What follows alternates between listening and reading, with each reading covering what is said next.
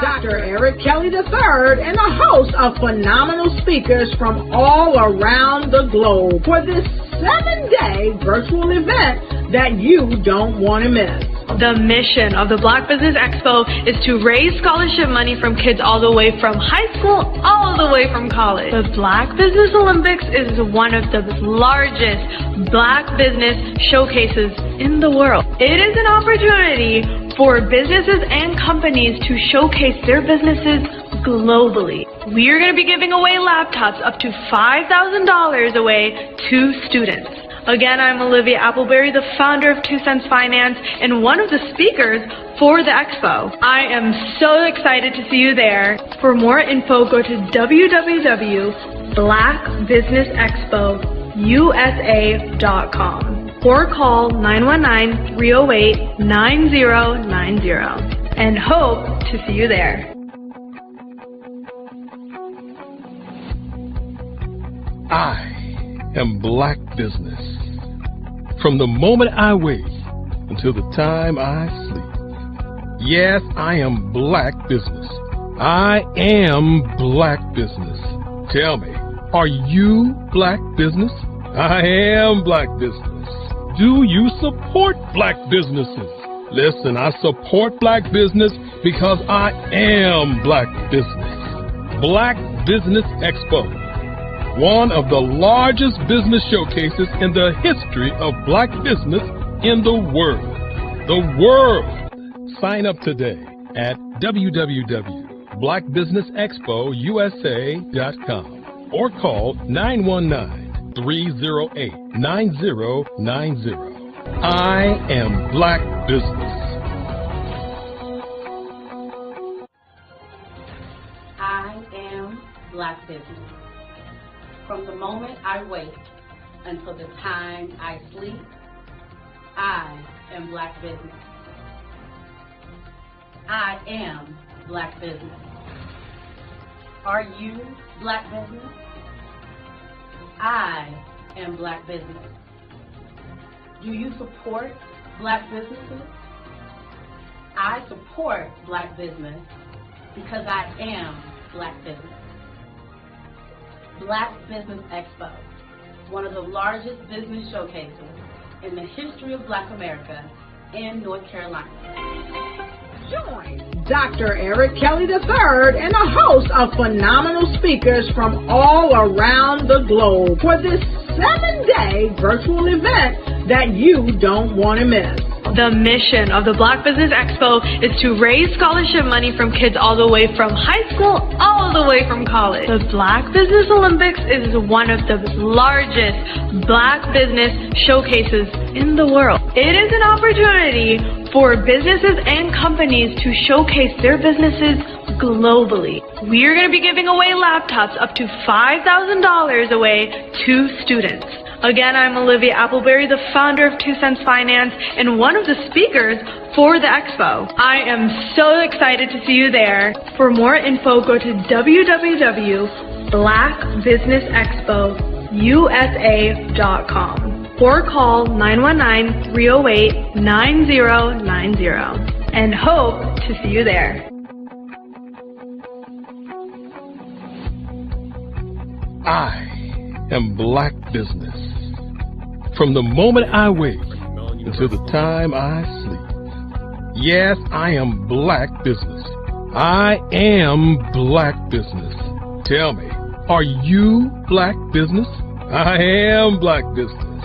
Do you support Black businesses? Listen, I support Black business because I am Black Business. Black Business Expo, one of the largest business showcases in the history of Black business in the world. Oh, excellent. So when people, oh, sorry, apologies. Go ahead.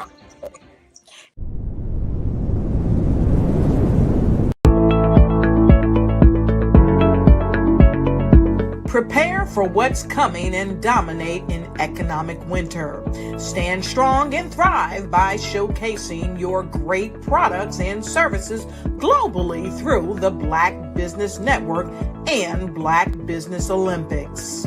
The Black Business Network has showcased over 2,000 companies with over $7 billion in sales each year. Over 10 million attendees have viewed the rebroadcast each month. Through the Black Business Olympics, unique styles of business training and mentoring are turning students into business owners and entrepreneurial warriors who will dominate in any economy. Gain the ultimate advantage of the Black Business Olympics, 7 days of unbelievable topics and speakers speaking around the globe.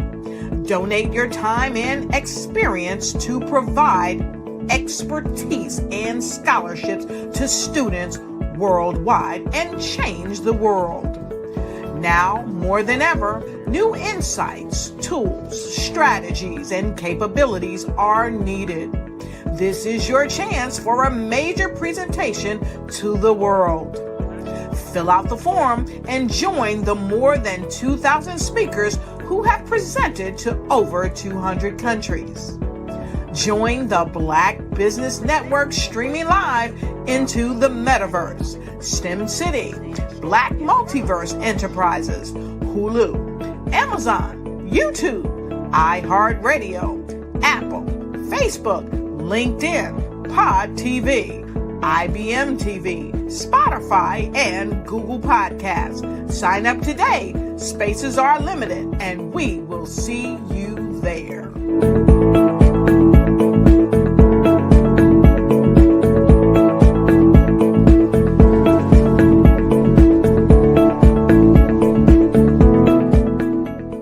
All the way from high school, all the way from college. The Black Business Olympics is one of the largest Black business showcases in the world. It is an opportunity for businesses and companies to showcase their businesses globally. We are going to be giving away laptops up to $5,000 away to students.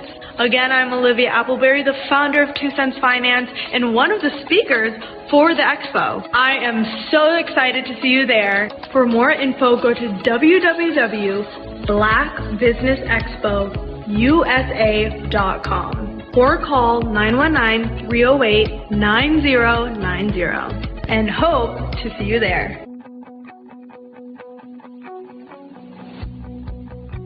I am Black Business. From the moment I wake until the time I sleep. Yes, I am Black Business. I am Black Business. Tell me, are you Black Business? I am Black Business. Do you support Black businesses? Listen, I support Black business because I am Black Business. Black Business Expo, one of the largest business showcases in the history of Black business in the world. The world! Sign up today at www.blackbusinessexpousa.com or call 919-308-9090. I am Black Business. I am Black Business.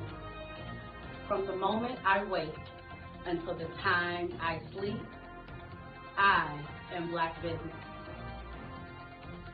I am Black Business. Are you Black Business? I am Black Business. Do you support Black businesses? I support Black business because I am Black business. Black Business Expo, one of the largest business showcases in the history of Black America in North Carolina. Join Dr. Eric Kelly III and a host of phenomenal speakers from all around the globe for this 7-day virtual event that you don't want to miss. The mission of the Black Business Expo is to raise scholarship money from kids all the way from high school, all the way from college. The Black Business Olympics is one of the largest Black business showcases in the world. It is an opportunity for businesses and companies to showcase their businesses globally. We are going to be giving away laptops up to $5,000 away to students.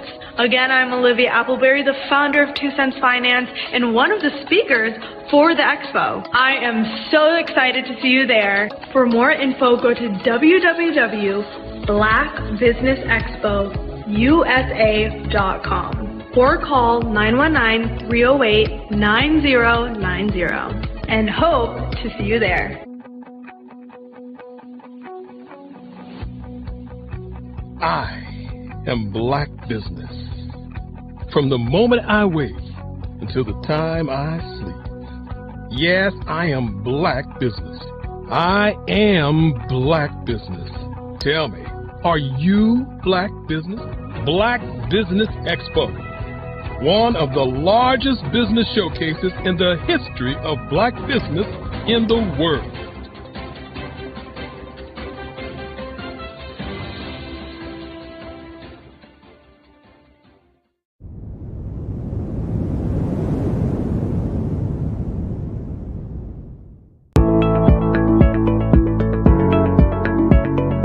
Prepare for what's coming and dominate in economic winter. Stand strong and thrive by showcasing your great products and services globally through the Black Business Network and Black Business Olympics. The Black Business Network has showcased over 2,000 companies with over $7 billion in sales each year. Over 10 million attendees have viewed the rebroadcast each month. Through the Black Business Olympics, unique styles of business training and mentoring are turning students into business owners and entrepreneurial warriors who will dominate in any economy. Gain the ultimate advantage of the Black Business Olympics, 7 days of unbelievable topics and speakers speaking around the globe. Donate your time and experience to provide expertise and scholarships to students worldwide and change the world. Now, more than ever, new insights, tools, strategies, and capabilities are needed. This is your chance for a major presentation to the world. Fill out the form and join the more than 2,000 speakers who have presented to over 200 countries. Join the Black Business Network streaming live into the Metaverse, STEM City, Black Multiverse Enterprises, Hulu, Amazon, YouTube, iHeartRadio, Apple, Facebook, LinkedIn, Pod TV, IBM TV, Spotify, and Google Podcasts. Sign up today. Spaces are limited, and we will see you there.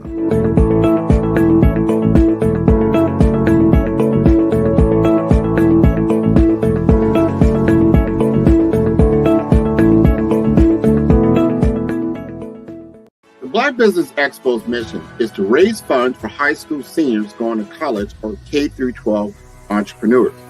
This expo is a fundraiser for students. Please, you may go to www.blackbusinessexpousa.com to donate to the scholarship fund or use the Cash App at $BBXUSA. Our goal is to give laptops and up to $5,000 to 10 students. Students can register online at www.blackbusinessexpousa.com. Every dollar counts. Please donate to the Black Business Expo USA Scholarship Fund.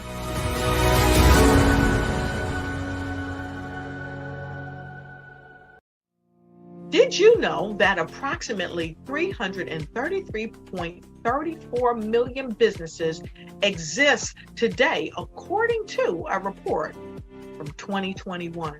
And you may be one of those businesses, or maybe you're not in the business market yet, but you're aspiring to be a business owner.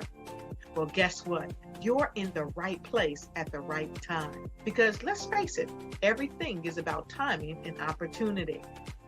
Hi, my name is Dr. Lotus Richey, and I'm the CEO and founder of the Lotus Richey Coaching and Consulting LLC, along with the Lotus Richey Ignite Show. 15 Minutes of Success with Dr. Lotus Richey, as well as books to boom your business and bring who you are. And today, I want to bring this amazing message to you about the Black Business Network and the Black Business Olympics. See, the Black Business Network and the Black Business Olympics is designed to help people just like you, that's right, that look like me, to take their business to the next level. Not just in your front yard or your backyard, but globally. The Black Business Network and Black Business Olympics is designed not to just help you survive, but to help you thrive.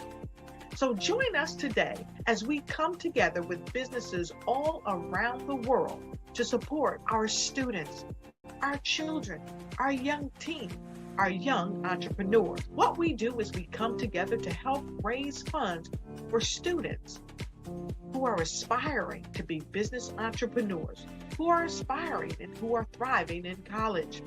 We endow them with a wonderful opportunity to gain scholarship of either a laptop or several thousands of dollars. And we invite you to help be a contributor to this amazing opportunity to help someone that looks just like you. So join us today at our website and let us connect with you and help you ignite and take flight in every area of your life on the Black Business Network and the Black Business Olympics. I'll see you on the other side.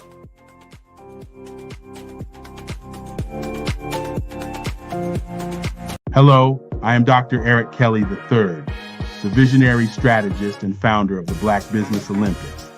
I invite you to showcase your Black-owned businesses on the Black Business Network global stage. The Black Business Olympics is a global Black Business Network platform that propels Black-owned businesses into the international spotlight. By showcasing your business on the Black Business Olympics platform, you can reach a worldwide audience of potential customers, partners, and investors. You can also establish yourself as a thought leader and expert in your field, attract lucrative partnerships, and more speaking engagements. In addition, the Black Business Olympics platform provides a valuable opportunity to connect and collaborate with like-minded entrepreneurs and business professionals from around the world. This can lead to new business opportunities, ideas, and relationships. Finally, by sharing your story and expertise on the Black Business Olympics platform, you can inspire and empower others. This is a powerful way to make a positive impact on the world and leave a lasting legacy. If you are a Black-owned business owner, I encourage you to seize the opportunity to showcase your business on the Black Business Olympics platform. It is a once-in-a-lifetime opportunity to make an indelible mark on the world. Be one of the 1,000 visionary entrepreneurs who are changing students' lives, shaping industries, and leaving an unforgettable legacy for their families. Unleash your voice on our global stage and watch your business thrive. Black Business Olympics is one of the largest Black business showcases in the history of Black business in the world. Yes, the entire world. Just give me a call today at 919-308-9090.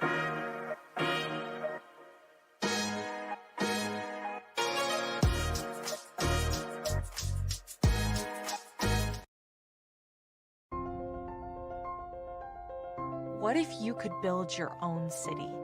A place where every child can find nurturing people to help them achieve their full potential. A place where every adult can access job training support, where health education is abundant, where social justice ruled the land. A place without limitations. Welcome. You have arrived at STEM City USA. It is what every city should be. A safe and trusted community where you find people and resources to help you become everything you are and beyond. STEM City is unlike anything you have ever experienced. It is a digital twin of the world around you, only better. STEM City is about energy and soul renewal. It is more than a digital world. You can almost feel the power of live cultural events, music, and theater. STEM City promises a better future for children with caring mentors and hands-on activities with dedicated tutors to support our youth. STEM City is your passport to a healthy lifestyle with weekly events addressing our community's many issues. STEM City is your financial well-being with helpful information on wealth management, career advancement, job training, and so much more. STEM City is the community you deserve. It is the city where your dreams can come true. STEM City USA, a place in the sky that is accessible to all who reach for the stars.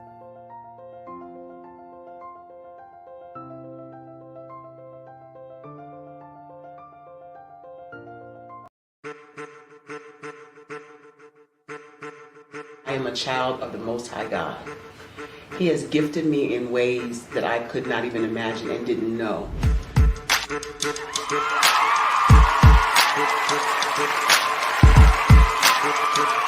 There was a time when I didn't know who I was.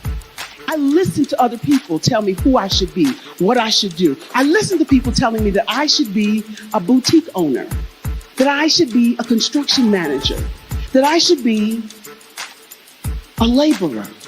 Have you ever felt like you should do something else, be something else, go somewhere else, be wherever you wanted to be, and you felt like you were in a box? Anybody in the room?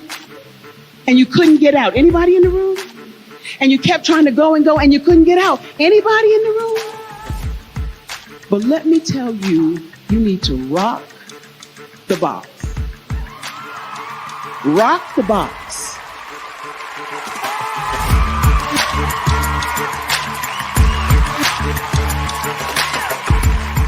I am engaging, inspiring, and empowering.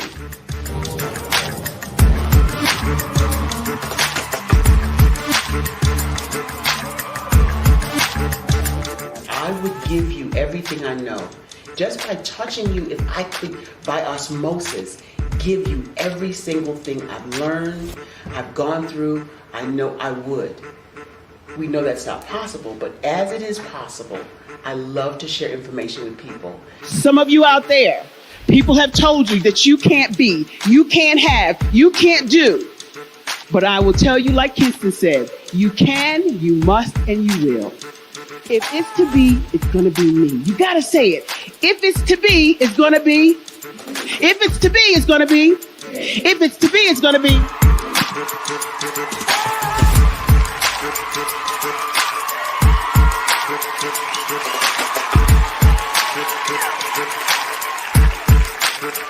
Barbara is because she believed what her mama said about her and not what other people told her.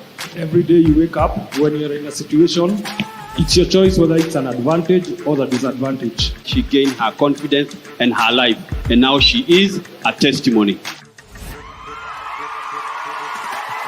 If I can help you elevate yourself, then I feel like I'm elevating my own self as well. What you know and I know together can change the world.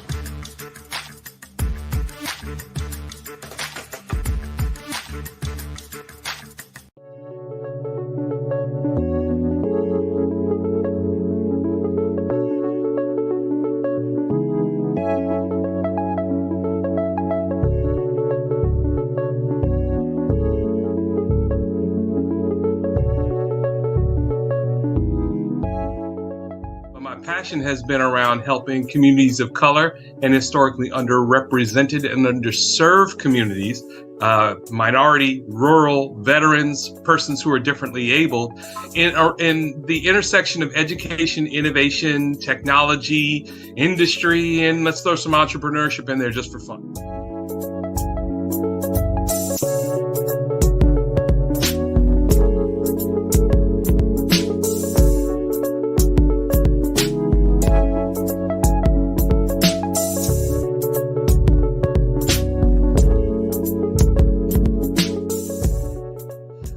see more around innovation, incubators, accelerators. I love the idea of going from innovation to commercialization.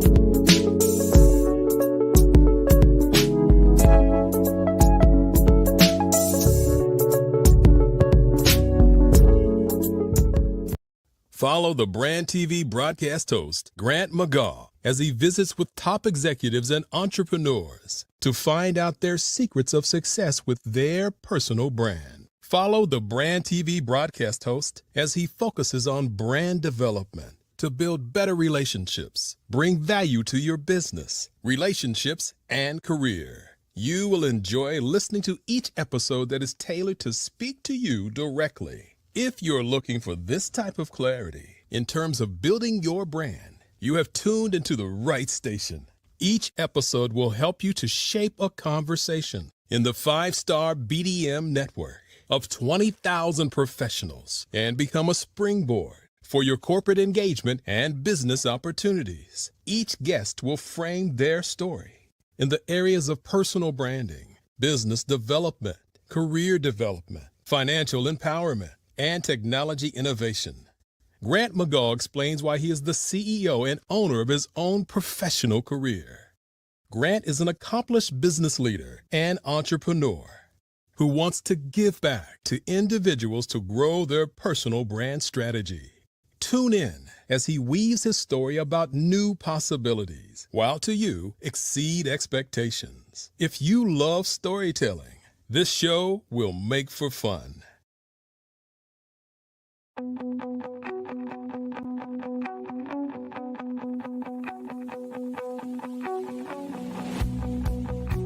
I am Black Business. From the moment I wake until the time I sleep. Yes, I am Black Business. I am Black Business.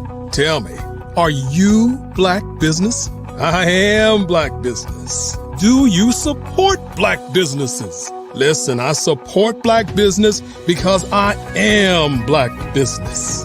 Black Business Expo, one of the largest business showcases in the history of Black business in the world.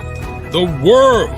Sign up today at www.blackbusinessexpousa.com or call 919-308-9090.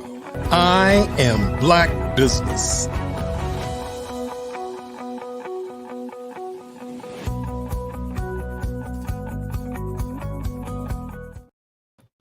Good day, good day, good day, business owners, entrepreneurs, thought leaders, and corporations.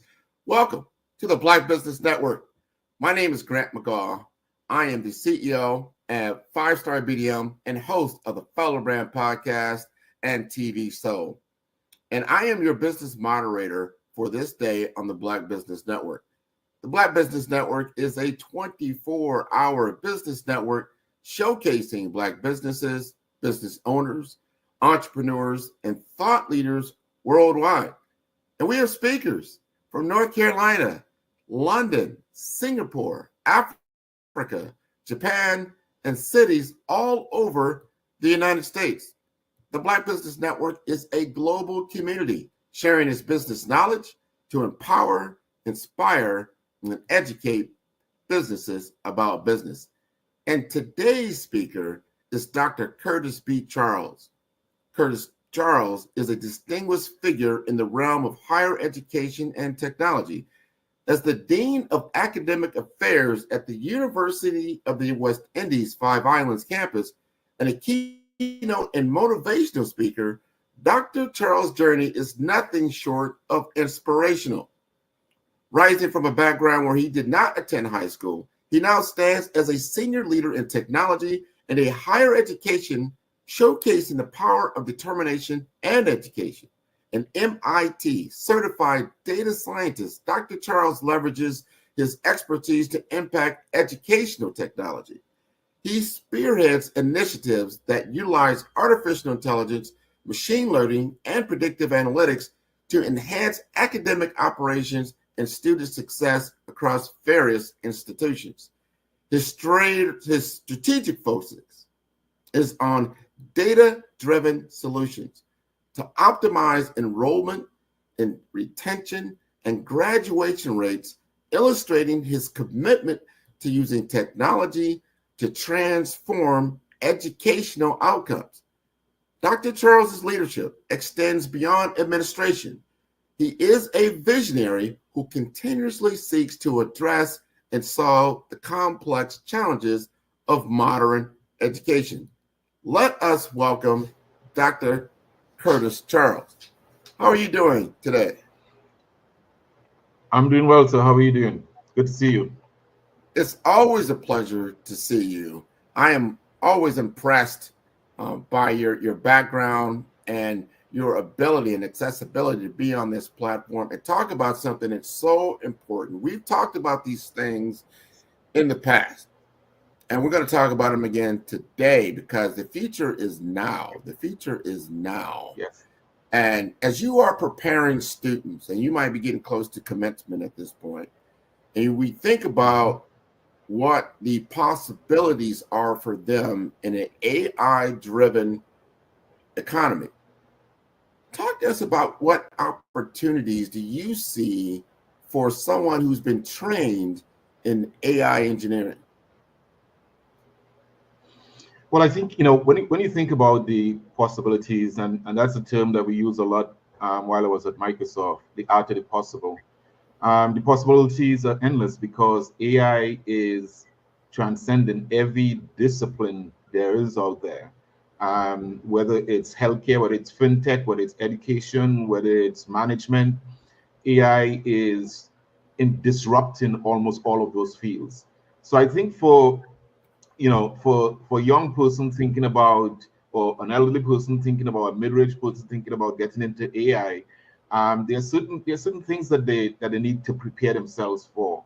When you think about AI, one thing that comes to mind is the hard skills, right? So you think about AI engineering, prompt engineering, you think about data science, but fundamentally, AI starts with the soft skills, right?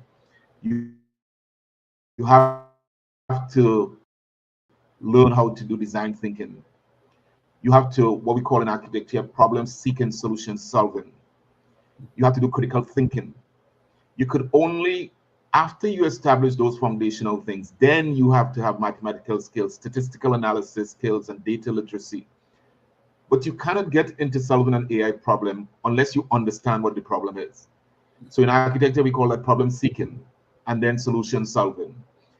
So design thinking is all about, defining a problem, synthesizing the problem, disaggregating the problem, doing conceptual designs of what the problem is, solving the problem, and then launching the solution into the hemisphere. While you do that, you couple that with critical thinking. You must understand statistical and probability. You must have those skills and capabilities. At least you must have an inclination or propensity towards that. And you must have data literacy. So it is important that when someone is thinking about, participating in this career that's exploding, that they think about those fundamental skills. So important. AI engineering. I talk to chief information officers in healthcare a lot here in the States, and they're looking at these things about how they're going to hire as they move forward in this new technological landscape. The things that they need, the things they don't need, and the things that you just talked about, Eric, absolutely things that they're going to need. They need to have people that understand the data fabric and the data engineering and what it takes to actually create. Because, and I want our audience to truly understand this, if the purity of the data is in any way compromised, that the generative output will also be compromised. It will not be precise and accurate. Going back to what you talked about, what really an AI engine kind of really is when it comes to statistical probability. So the statistical probability of input of bad data will probably be bad data out. So we need people to understand what is the data, the quality of the data, the purity of the data, before you start designing around it or inputting it into a workflow, because that becomes problematic. And I think now with people now graduating, they have greater opportunity because they don't have to, they're starting at a level that, first of all, is highly visible, because every CEO of a lot of different companies now is like, I need competitive edge, and data-driven insights are a competitive edge. And if you understand that, and that you can really get into it. I talked to a gentleman yesterday just talking about marketing, right? And doing the digital marketing, utilizing Google ads and Facebook ads. And he's telling me it's not all about the creative that you see, the ad of itself. It's understanding the metrics behind it and how to understand the machine learning that's taking place in order to be able to leverage the algorithm to its fullest. How are your students adapting to this new framework? Well, I want to first, as an educator, I always try to say, when you reach a big word, always define the big word. And the big word in that sentence is algorithm. So let me just break down algorithm a little bit so the audience understand, because it is fundamental to machine learning and artificial intelligence. So fundamentals, let me give you an example. I was a brand new student, came from the Caribbean, went to Howard. My first semester at Howard, I drove to the Carnival Festival in New York City on Labor Day. The one thing you don't want to do is to ask somebody in Brooklyn directions. So they're going to tell you, if I want to get to the Carnival, make a right at the big tree, then at the tall story, make a left. And where you see all the cars parked in the parking lot, make another right. And then where you see the person selling down the road, I want you to stop right there because that's where the savannah is. Algorithms are nothing more than directions. So we tell the computer in code language what we want to see in the data. So we will tell, for example, show me the patterns and trends of data for the last 10 years on meteorological reports for the Caribbean, so that the government could plan for the amount of money they would have to put aside next year for potential damages. So the code is going to go in there and look for those patterns and trends. And based on those patterns and trends, then you could make data-driven decisions. So every time you hear the word algorithm, it's similar to the direction. It's similar to you telling your child, basically go and sit down and be quiet in the corner. Otherwise, if you don't do X, Y, and Z, then you may get X, Y, and Z. Those are algorithms. So anytime you hear that, think about your own examples. That is wonderful that you now give us some context around what an algorithm is. And then prompt engineering is what you're telling the machine. Let's just call it the machine because that's what it is. You're telling the machine what you want and what you want it to do. One thing I love about like generative AI, and there's a lot of different artificial intelligence, but generative AI is really what's gotten the headlines. That's your Chat GPT, your Gemini, Bard, your Claude, that is able to give you information very quickly. Now it's not just text information, and you can do a lot of imagery. And then you've got now Sora, S-O-R-A, that can do a lot of text to video. So you can make very instantaneous videos in a almost 4D or very high quality. And it's very great. But if you don't have the right prompt engineering, going back to what you were saying earlier, people are like, what do you mean by prompt? That you have to tell it what to do, and you have to tell it what to do intelligently to get the right output. Talk to us a little bit about prompt engineering. So prompt engineering is one of those new concepts we find in artificial intelligence. And it basically is what I just said, which is given a series of directions, just like how you tell that person how to get from point A to point B. Prompt engineering is the same thing. For example, if I want to get from Washington, D.C. to New York City, I will go to the command prompt in something like one of the large language models and says, imagine that you are driving from Washington, D.C. to New York. Please give me an estimate of how much tolls I'm going to have to pay to get from Washington, D.C. to there, so that I could now make a decision, a data-driven decision on how many tolls. I will also ask it, please give me the shortest distance from Washington, D.C. to New York. Now, if you look at it, if you listen to the example I just gave, this is what we will tell our when we go into our cars and we want to get from point B to point B and we put in the direction. So there is a version of prompt engineering that has been in your cars for the longest while.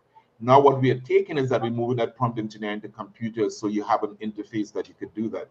But it is really essential that when you think about prompt engineering, you think about becoming that computer interface. One of the things we say in research a lot of time is that if you're studying this cup, right? If you're studying this cup, you need to become the cup. And so when you're thinking about a prompt engineer or you're thinking about the prompt function, is that you have to become what you're trying to get. So it is really important that you don't see this thing as rocket science. It really is a series of trial and errors, and then you try to improve it. So for example, what I talk about just now, I want to get from point A to point B, but I also want to get the amount of money I paid in tolls, and I want to also avoid all the highways. And by the way, I also want to avoid any potential accidents. So you started with one prompt, and then you get much more complex. So that is how you build your vocabulary in prompts. Imagine you're so-and-so. You want to do a business plan for a business. You go to the prompt and say, imagine you are a social media expert and you want to develop a business plan for investors to invest in your social media. It will then spill out to you a prompt. So a lot of people believe that, you know, large language models and ChatGPT and stuff, it does all the work for you. It's a beginning. It's the ability to start from somewhere, because that's going to give you a general overview of a business plan, but then you have to refine that. So my business is in Washington, D.C. It's right in the heart of Adams Morgan, all the cultural area. Based on the context of Adams Morgan, which is very artsy and cultural, now you begin to refine. So now your business might be related to social media of arts. So it's about massaging the prompt. And again, this is what we do in research. As researchers, as trained researchers, we always start wide. We always call it the funnel method. So if you could imagine a funnel that you use in a bottle, you start wide. So you ask all the questions that you could ask. And as you begin to get more information, the more information you research, the wider and narrower you get to the funnel. Prompt engineering is no different. You got to find the analogies in real life. I like that. That's how you get very, very precise. You have to train your model. A lot of people didn't realize that you can train your own GPT within Chat GPT. Yes. And if you look there, it'll give you that capability to create a GPT. And I encourage people to understand how to use that, because to what you just stated, Dr. Charles, you can start putting inputs into your particular GPT that'll speak in your language and be very segmented to what you want it to accomplish, especially if you're going to use it continuously over and over again for, let's say, a research or business plan, or for your particular business that you can then utilize. So it's not just so generic. What you're doing, you're training that particular machine to operate and be your brand strategist, let's say, or your business partner. You're my business partner in so-and-so business, and you give it as much information as it can. And then because it has access to a much larger data set. And that's what a large language model is. It can then bring you this information and insights that you can begin to utilize in Michelle's. Now, one thing I am concerned about, and you've heard it probably in the news, and I'm sure you know about it, and that is the bias in AI and the ethics around AI. And I noticed that, let's say I go to my chat GPT and I say, all right, I need you to draw me a picture of a hospital CEO. Most of the time, it's going to start showing me a Caucasian CEO. And I could be in any part of the world, and there are many ethnicities in the world, but it always starts with a white male. It just does, and I then have to tell it what I want, and then it gets it, because I don't think it's biased on its own. But this is how it starts out. Talk to us a little bit about biases in the AI modeling. I'll give you an example that would be easy for everyone to understand. We know that probably in the 50s and the 60s, probably didn't see many Black people on television, right? But we know there were Black actors and actresses. What began to change that is when we begin to get behind the camera, and when we begin to get people like Oprah, who has the money now to be able to influence the industry. If my only hemisphere, my only sphere of control is of a certain ethnicity, and I have never been engaged with somebody brown, my biases are there inherently. And I think that's why these programs and talking to you are important, because we must have more brown data scientists and people who are creating artificial intelligence, because it is the reason why you get that feedback. So what do I do when I want to do exactly what you said? Give me a CEO of a company. I would say sometimes it tells you they can't do Black. So I would say, give me a Caribbean, or give me a Hispanic, or give me an African person of African descent.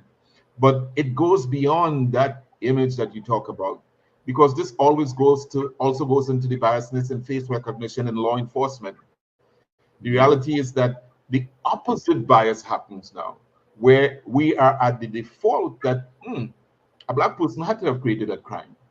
Like, for example, one of the things I think is really funny on television and on media is that if there's a major crime somewhere and it's a person of color, right away that person's face and everything else is online. If it's not, it's always delayed. That's an inherent biasness in there. How does that change? That changes when we have much more people of color owning stations, having the right to make decisions, being at the top of some of the news media, and what we're doing right now, having a conversation that's going to an audience of color.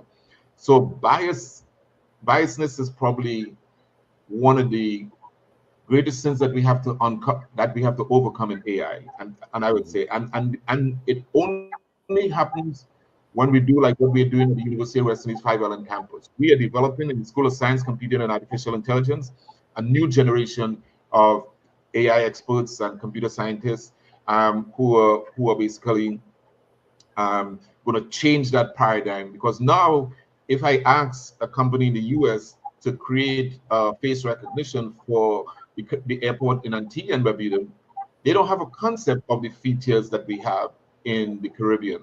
They don't have a concept of how we walk. As a matter of fact, you could tell whether somebody is an adversary in an airport by the way they walk. If they're walking on the right side and it's not normal, that person might be carrying a rifle. So they may be carrying something. So, but you could mistake the gait of a Caribbean person or an African person if you don't have any knowledge of them.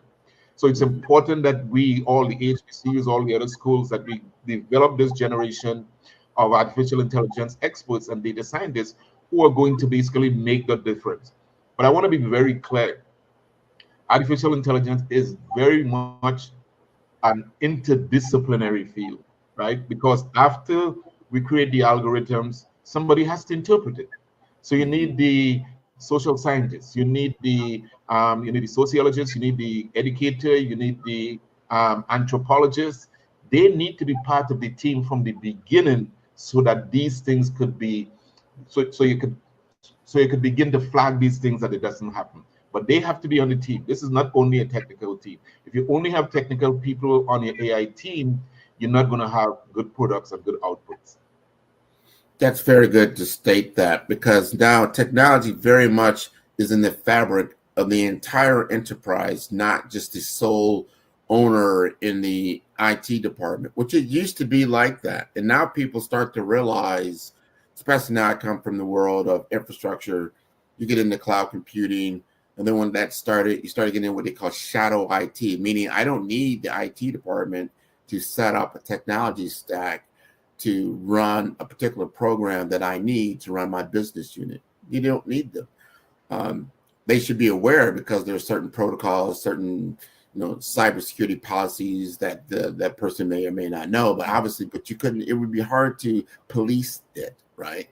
Because of the accessibility is there. So you have to now understand this new paradigm, let's say this new way of doing things, and understand that.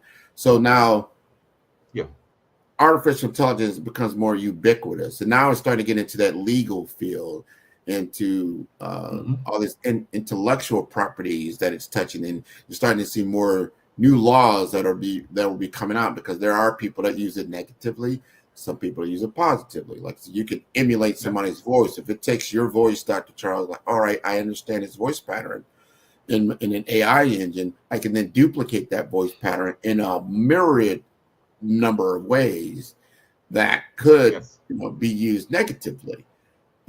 So we got to understand those things as we move forward, because we're starting to deal with things that we haven't had to deal with, and our laws are behind.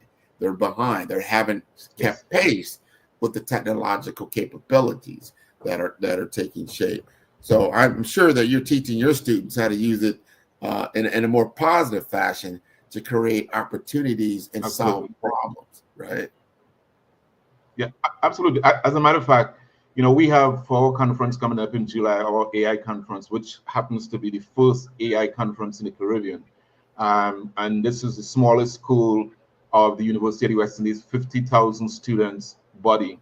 And the most recent school campus that started in 2019. We're going to have 16 panels, 8 on each day, and then some master classes. But one of the key panels is the transformative impact of AI on law, on the practice of law. And we also have an ethics with some ethicists on a separate panel. So for us, this is in the forefront. How do we impact in the Caribbean, for example, something like GDPR, which is General Data Protection Regulations, that the European Union has basically been leading us since 2018. It is phenomenal what GDPR has done, but what is more phenomenal is that other countries haven't followed it, other units haven't followed it, because the privacy issues you talk about, the law issues you talk about, the fairness, all those are parts and charters of GDPR, which talks from the fairness and transparency of the company, but it also talks about your rights. So no company falling under GDPR could just take your data and use it indefinitely.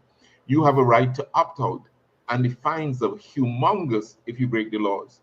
Now, what is interesting about that is that if you are in the West and you are doing a business with a company who fall within the European Union, you also fall under those regulations. So if you are doing business in North Carolina with companies in the European Union and you're not following these laws, you also open to those large fines. So I think it's really important when we look at the legal aspect of this, that we also partner with, again, I mentioned interdisciplinary. We also partner with our legal counsels so that we could educate them and they could educate us, because it's one of those open fields that folks are studying.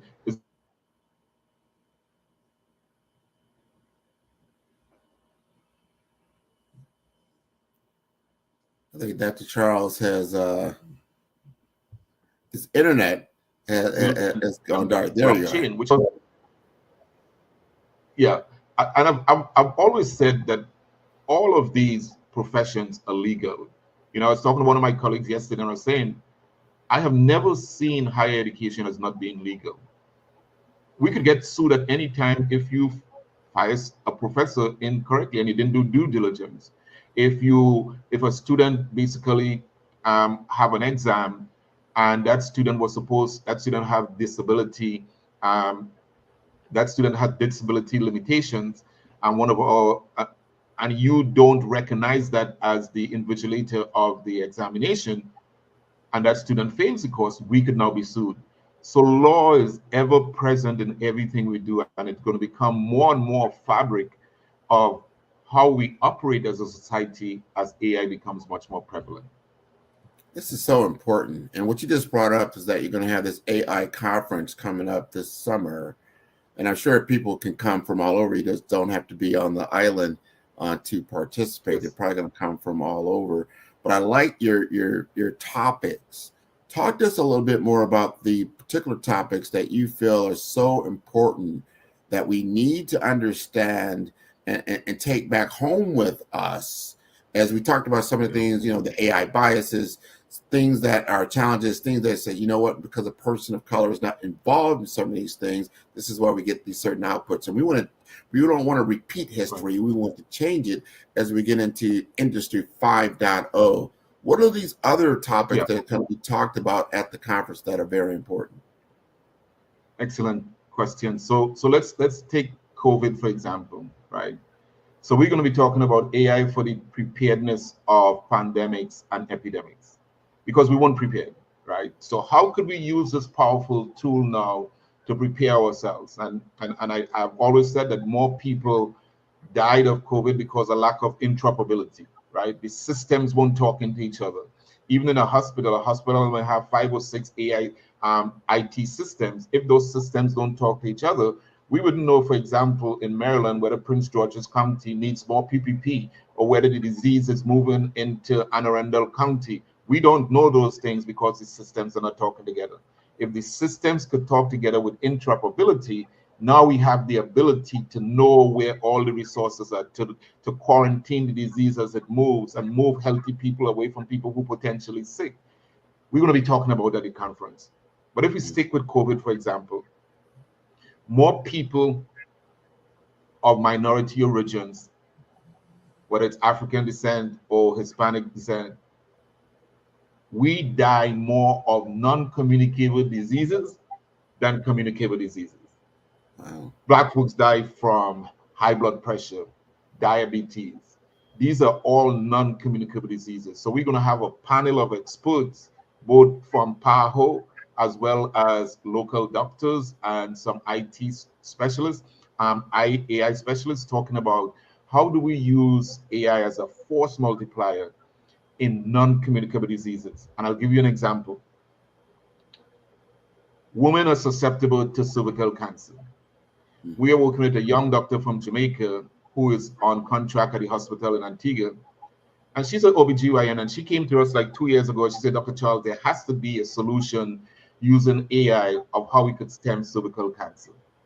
So we just submitted an article with her, four AI professors in the university system and her. And we are looking at how AI could be used along the patient continuum. So as you know, in management consulting, we talk a lot about the journey map, the customer journey map, right? So we want to know where the customer starts, where all the points of pain, so at the end. So we use that as an analogy and talk about the cervical cancer patient journey map. So at every point, where is, for example, at age 13 to 15, you get you assess whether you have the disease or whether you don't. You start with the treatment. If you start with the treatment, and then if you're infected, then you move into a certain category until we get the cure. Well, at each one of those nodes are important data collection points that feeds into a data lake. Now that feeds into a data lake, now we could run algorithms to see what's the comparison or what's the relationships between somebody that's in teenage and the effect of the disease on somebody that's 60 years or a baby boomer, and how is the disease moving through the continuum of women in our society.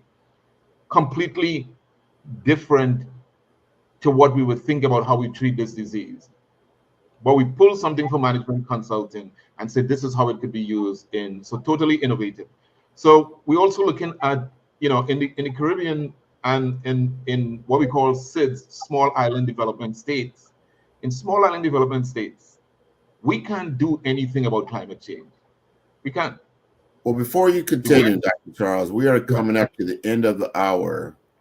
It sounds like you have a lot going on at this conference that we all need to tune into and be a part of. And we want to see more of your students being a part of the Black Business Network as well. This is an opportunity to expand the reach and to expand knowledge and to expand network and really bring ourselves together. So again, we do not want to repeat the lessons of the past. We want to get involved with this type of technology at all levels so that we can master it and utilize it for our common good. This has been wonderful. And before I let you go, tell us when the conference is and how to contact you.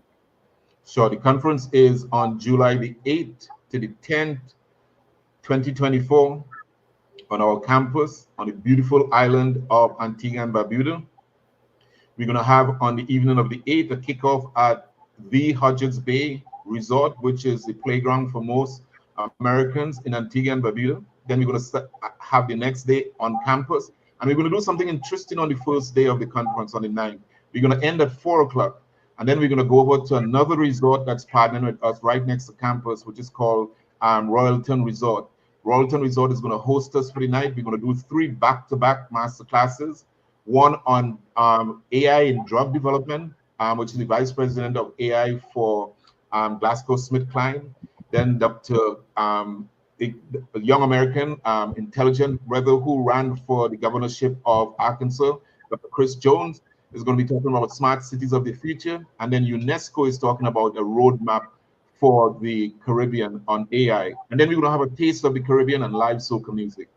And then we're going to come back the next day. But it's going to be phenomenal. To get more information, you can go to 5islandsaiconference.com. That's 5islandsaiconference.com. Or you could always reach me. I'm on 910-431-9718. 910-431-9718.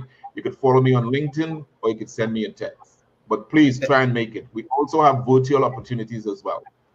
Well, we're going to make it. Now, this is going to be wonderful. Again, thank you for being on the Black Business Olympics, the Black Business Network. I want to see more of your students involved. I'd love to have them on the show. This is a great opportunity for them to truly showcase their skill sets, their tool sets, and their mindset. And we would love to see them. So genius is coming, and I'll see you on the other side. Thank you. Wonderful, wonderful information. The Black Business Expo's mission is to raise funds for high school seniors going to college or K through 12 entrepreneurs. This expo is a fundraiser for students. You may go to www.blackbusinessexpousa.com to donate to the scholarship fund, or use the Cash App that's on the screen below. That is $BBXUSA. Our goal is to give laptops and up to $5,000 to 10 students. Students, you can register online at www.blackbusinessexpousa.com. Every dollar counts, so we want to remind you to donate to the scholarship fund. We would also like to thank our Black Business Expo USA sponsors for April 2024. They include NC100,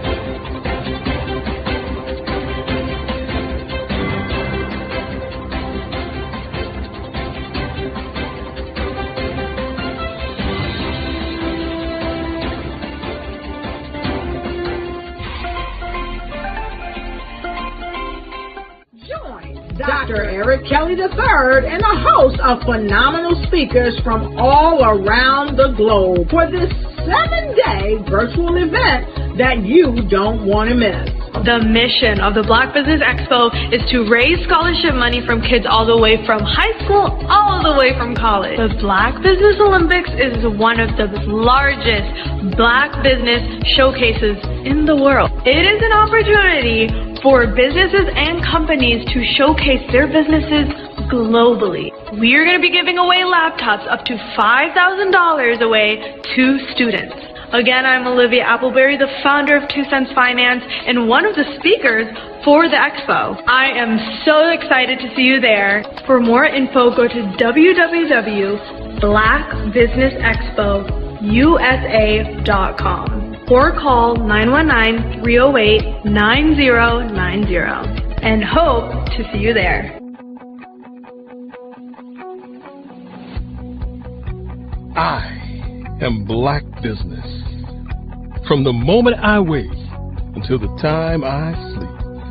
Yes, I am Black Business. I am Black Business. Tell me, are you Black Business? I am Black Business. Do you support Black businesses? Listen, I support Black business because I am Black Business. Black Business Expo, one of the largest business showcases in the history of Black business in the world. The world!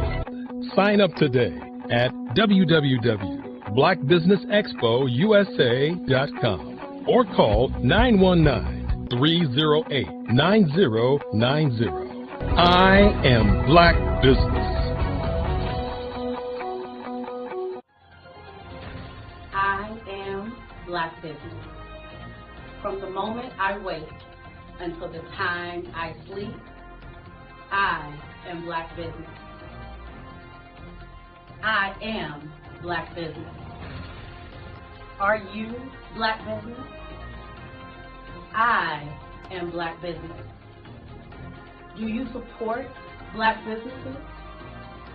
I support Black business because I am Black Business. Black Business Expo, one of the largest business showcases in the history of Black America in North Carolina. Join Dr. Eric Kelly III and a host of phenomenal speakers from all around the globe for this 7-day virtual event that you don't want to miss. The mission of the Black Business Expo is to raise scholarship money from kids all the way from high school all the way from college. The Black Business Olympics is one of the largest Black business showcases in the world. It is an opportunity for businesses and companies to showcase their businesses globally. We are going to be giving away laptops up to $5,000 away to students. Again, I'm Olivia Appleberry, the founder of 2 Cents Finance and one of the speakers for the expo. I am so excited to see you there. For more info, go to www.blackbusinessexpousa.com or call 919-308-9090 and hope to see you there.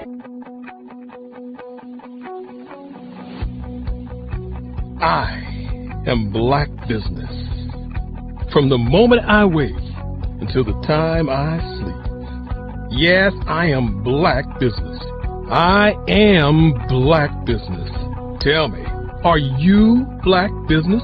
I am Black Business. Do you support Black businesses? Listen, I support Black business because I am Black Business. Black Business Expo, one of the largest business showcases in the history of Black business in the world.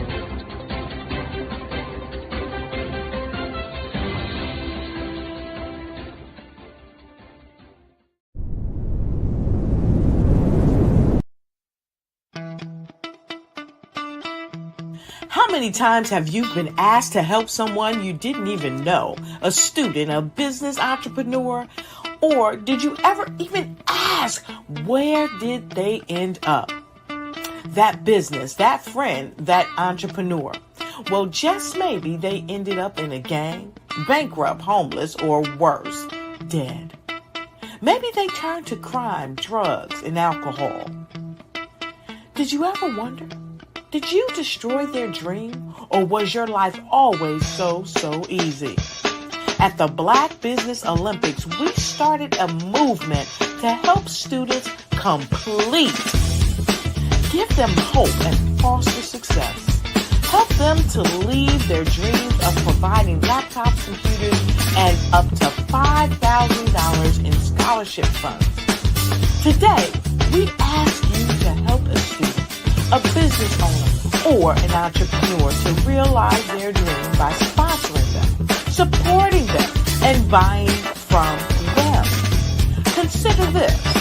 With $1.6 trillion in our Black community, we only ask for a small donation for our students, our businesses, and our entrepreneurs. And you can change a life today.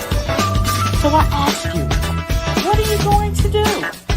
Sit on the sideline and watch our students in high school be losers, miss out on their dream from lack of resources? Or are you going to donate to the movement and change their future and yours as well? Give us a call today at 919-308-9090. Change their life by investing with action to the Black Business Olympic Fund. The Black Business Olympics, one of the largest business showcases of Black business in the history of the world.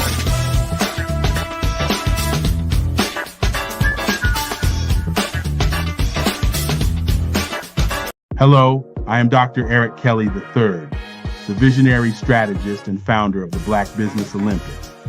I invite you to showcase your Black-owned businesses on the Black Business Network global stage.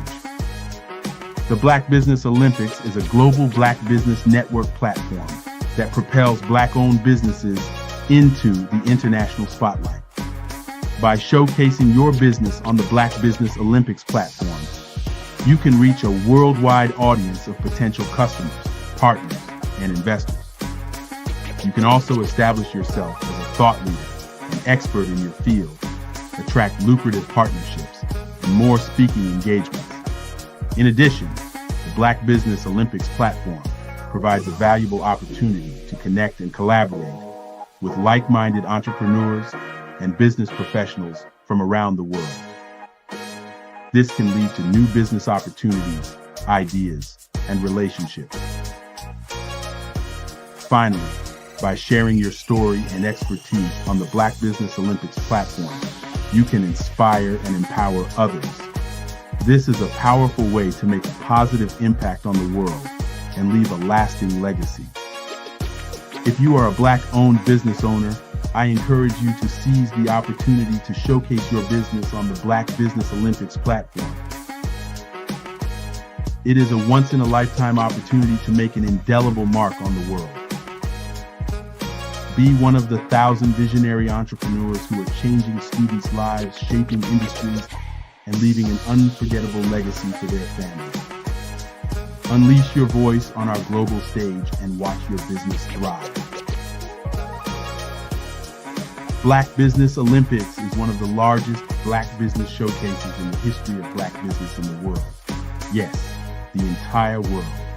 Just give me a call today at 919-308-9090.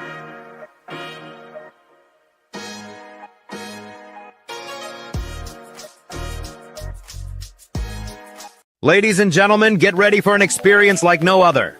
Tune in every Monday at 1 p.m. Pacific Standard Time for The Mary D. Show, where the ordinary meets the extraordinary. The Mary D. Show brings you powerful insights and inspiring stories from a diverse range of guests. Join our incredible host, Mary D. Welch, as she sits down with thought leaders, business owners, and changemakers, sharing their journeys and successes. From career professionals and entrepreneurs to educators and beauty advisors, Mary D. Welch interviews sports figures and health enthusiasts, offering a platform for extraordinary voices. Explore the world of extraordinary people and places in business and finance, homes and real estate, beauty and wellness, education and empowerment, sports and health, and more. Want to be a guest on the show? Call 619-669-8603 or email Mary at marydwelch.com. Visit www.marydwelch.com to learn more.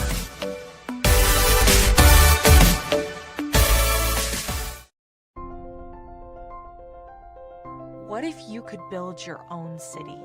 A place where every child can find nurturing people to help them achieve their full potential. A place where every adult can access job training support. Where health education is abundant. Where social justice ruled the land.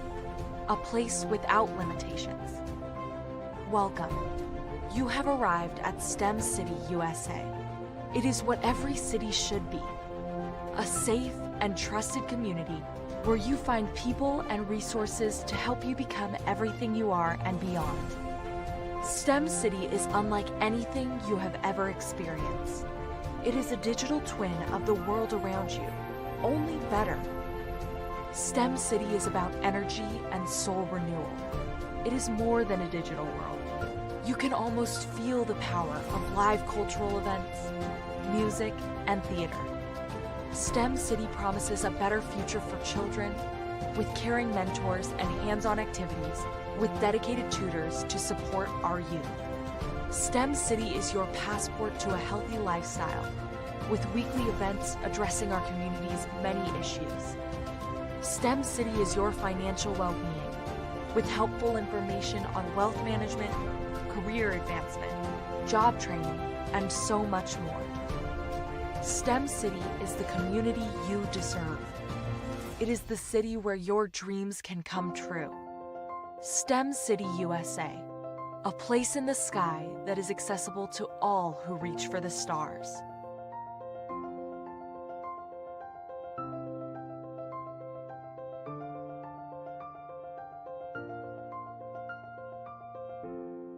Are you a Black entrepreneur with a vision for global success? Are you ready to take your business to the next level? Introducing the Black Business Network, BBN, one of the largest Black business showcases in the history of the world. The only 24/7 global multimedia ecosystem dedicated to connecting and promoting Black entrepreneurs, brands, and businesses globally. With BBN, you can sell your business now 24 hours a day to over 200 countries.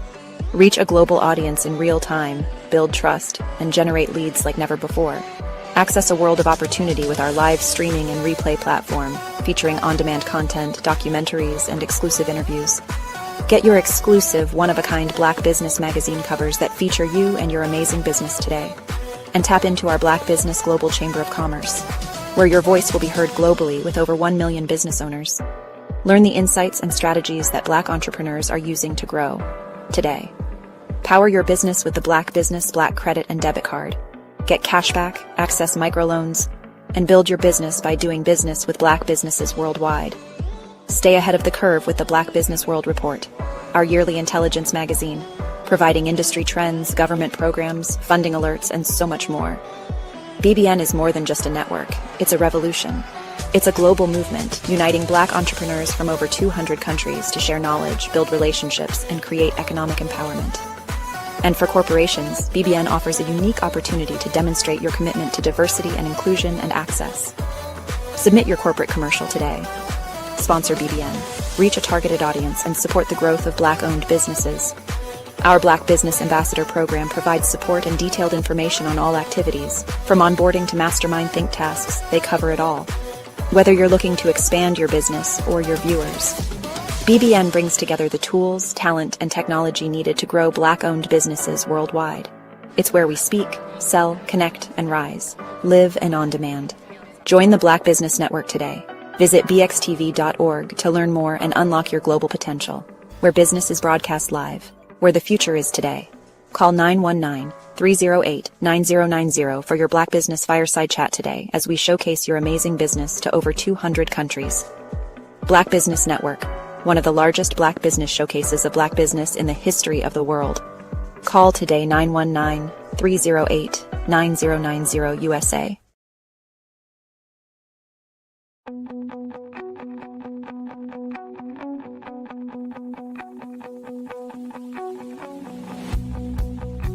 I am Black Business. From the moment I wake until the time I sleep. Yes, I am Black business. I am Black business. Tell me, are you Black business? I am Black business. Do you support Black businesses? Listen, I support Black business because I am Black business.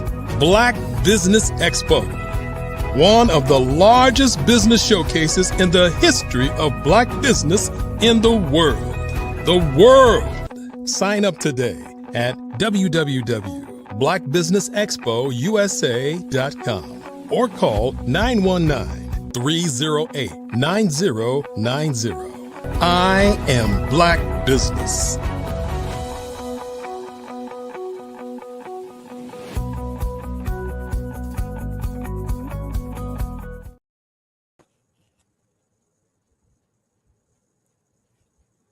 Good afternoon, everyone, and welcome to the Black owners, entrepreneurs, and thought leaders and corporations. Welcome to the Black Business Network. My name is Mary D. Welch, and I am your Black business moderator for this afternoon for the Black Business Network. The Black Business Network is a 24-hour business network showcasing Black business owners, entrepreneurs, and thought leaders worldwide. We have speakers from North Carolina, London, Singapore, Africa, Japan, and cities all around the United States. The Black Business Network is a global community sharing a business knowledge to empower, inspire, and educate businesses about business. Today, I am your keynote speaker. Today, I'm going to tell you about some businesses that I'm involved in and businesses that really I'm thinking that some of you might be interested in. One business is that I am a publisher. Those of you that have said to yourself, oh, before I get into that, I almost forgot. Let me tell you a little bit about me. And I say that because sometimes people, when they know about your background, it kind of gives you an idea of who I am. I'm an educator. I was in education for almost 35 years. And as a teacher, I was a career center director. I was, anybody remember the Job Training and Partnership Act coordinator? And I was also a vice principal. And after 35 years, I said, it's time to look around and see if there's something else I might be interested in doing. And at that time, it was scary. It was scary to retire. I was like, oh my goodness, did I really prepare for this? But the way the story went, I actually will share this with you. My principal tried to talk me out of it. She literally said to me, you need to stay. You don't need to leave right now. And every time I think about this story of how I came into retirement but I say retirement. I retired from education, but I have not really retired. I'll be honest, because I still write, publish. I'm a speaker, all these things that I've become because the way I look at my life, I gave myself permission. I gave myself permission. And I tell anyone, I never would tell anybody that road was easy, but it was probably for my life, one of the most important things I've ever done. And so now, in addition to my background as an educator, now I take all of that knowledge, all that it didn't leave me. Now I've gone into educating. I have an email list that I educate. Those of you might say, well, how do you educate your email list? Because thousands of people are on that list and I share all types of information with them. Some of it is historical. Some of it's about local. Some of it is virtual. It's just a combination of all these things going on in our world. And I try to let people know these are things you can become involved in, or you never know. Or if it's not you, maybe you know someone that has a need. I did a virtual, I didn't do it, but there was a virtual event a few weeks ago, and it was for caregivers. If you are a caregiver, and in our I'll say my generation, many people are, they're caring for their parents or an aunt or an uncle, because nursing homes are very expensive and they usually can't afford it. And even if they can, they feel like they don't want that, because are they going to get the attention that they would get from a family member and the care and the love? And so we tend to have our family members home. That I after that webinar, people were calling saying, thank you. I needed that. I needed to know that this community existed and that I need the assistance, the encouragement, all of these things. I was a caregiver at one time for my mother. Unfortunately, she did pass, but while that during the time she was ill, I was a caregiver for her. And for me, it was a blessing to be there for her. But I know for some people, they can't do it because they work full time and they need, and they may not be able to do that. But those that can do it, and when I find as many of my friends that can take care of their parents, they do. And they usually live with them, or the parent lives with them, or they come and live at their house, that kind of thing. But they are still taking care of them. So I'm just saying that as one example. But I'm a wife, I'm a mother, I'm a grandmother, all of those things. So I'm definitely not just one dimensional. Also a friend. I have girlfriends that I hang out with. I have church community, all of those things that I am. I look around and I think a lot of us are. We're just not involved with one thing. We're involved in multiple things or multiple groups. So just to give you an idea, I've been blessed. The area I live in, I'm the founder and the chartering president for National Council of Negro Women. They didn't have one in our city at that time, and I felt like we needed one, and so I chartered this section, and it is going strong. I'm happy to say I'm no longer the president, but it excites me every time I come to a meeting and I see those ladies there, because it didn't exist before, and now it does. So that's exciting to me. I'm also a writer. For those of you that are writers, I did not know I could write, ladies and gentlemen. Think about this. I found out I could write 5 years after I retired. It wasn't right away. It was 5 years later. It wasn't that second. 5 years after I retired, and then I found out I started writing, and it was children's books. That's how I started writing children's books. When I found I could write, it surprised me. It was a surprise to me that I could write because I didn't know. And it's opened up a world. It's opened a different world to me. It's been a blessing. I will say that. It's been such a blessing to learn these things about me, to find out that I have a creativity. When I look back in my life, though, I remember writing on the back of envelopes, back of a bill. I didn't know that I was being creative. I think about that sometimes, of how much of your creativity did you throw away because you just didn't know that that's what it was. I didn't know that I didn't even know. I never would have said that I was writing, but that's what it was. I was writing. And now I not only know what it is, I'm able to capture it, put it in a book, hire illustrators that work for the company now. And now you have a children's book. But not only do I write children's books, and I don't want to say that, oh yeah, that's all I write, because I have books that are not for children. I have books that are for adults. And the one that people tend to gravitate to is the one I wrote called Saying No Nicely, because the book is really about me. I was the yes person. I didn't know how to say no. I would say every time someone asked me to do something, I would be yes, yes, yes. I didn't know how to, and then what happened was it was a Friday evening. I had said yes to 4 different commitments at the same time. So think about this. This is a Friday. 4 different commitments I said yes to, and they were all at 6:00 on Friday. And I came home, I took a shower, and I got into bed. I never went to any of them. But that was my epiphany of, you have a problem. There's something going on here. You don't know how to tell people no. So I learned from that one incident that I had a problem. It's like when people, that was my rock bottom moment. I said, wow, I didn't know that I didn't know how to say no. And what I did was take this very thing that I was struggling with, and I put it in a book. I put it in a book. What my biggest compliment, this is about 2 weeks ago, a friend of mine told me, which I had no way of knowing. He said, Mary, your book sits on my desk. He's a businessman. He said, I put your book on the corner of my desk.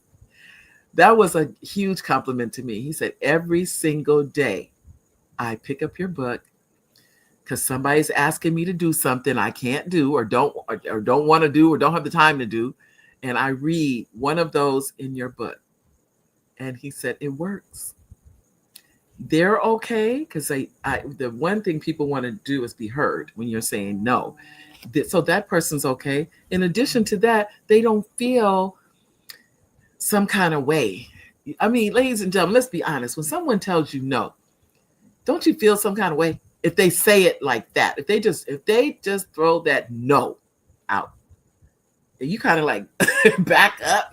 We get in our feelings. We get in our feelings because the way it's not just what they said, it's how they said it. And from the book, I actually put all this in. It's in the book, by the way. But I'm giving you some gems that some of you may be able to use. And I tell in the book, I talk about it's not what you say, it's how you say it. How you say no is just as important as when you say no. It's your tone, it's your body language, it's how you look at people. You can send mixed signals to people. That's all in there. And I tell you, because all of these things, I've actually done my own personal survey about this, of how when you say no, you cannot smile and say no. I know you may think this is, crazy, but it's true. If you say no and you're smiling, you're sending mixed signals to that person. When you say no, you have to say it. You say it firmly, but nicely. But you don't smile. None of the smiling, none of the grinning, none of that, because they will be like, well, they said no, but you're confusing them with your body language. It's a firmness, but it's a niceness. That's why I titled the book Saying No Nicely, because it's an art. Let me say that. It's an art to say no. So that's one of the books. The other book that I wrote for adults, and I will go, I'll circle back and give you a couple more of those tips from the books, is Saving Your Home from Probate. And some of you, I'm going to give you why I wrote that. Years ago, it's been years now, but a few years ago, as I mentioned earlier, my mother passed away. She owned a home, but there's no but. She owned a home and she had a will.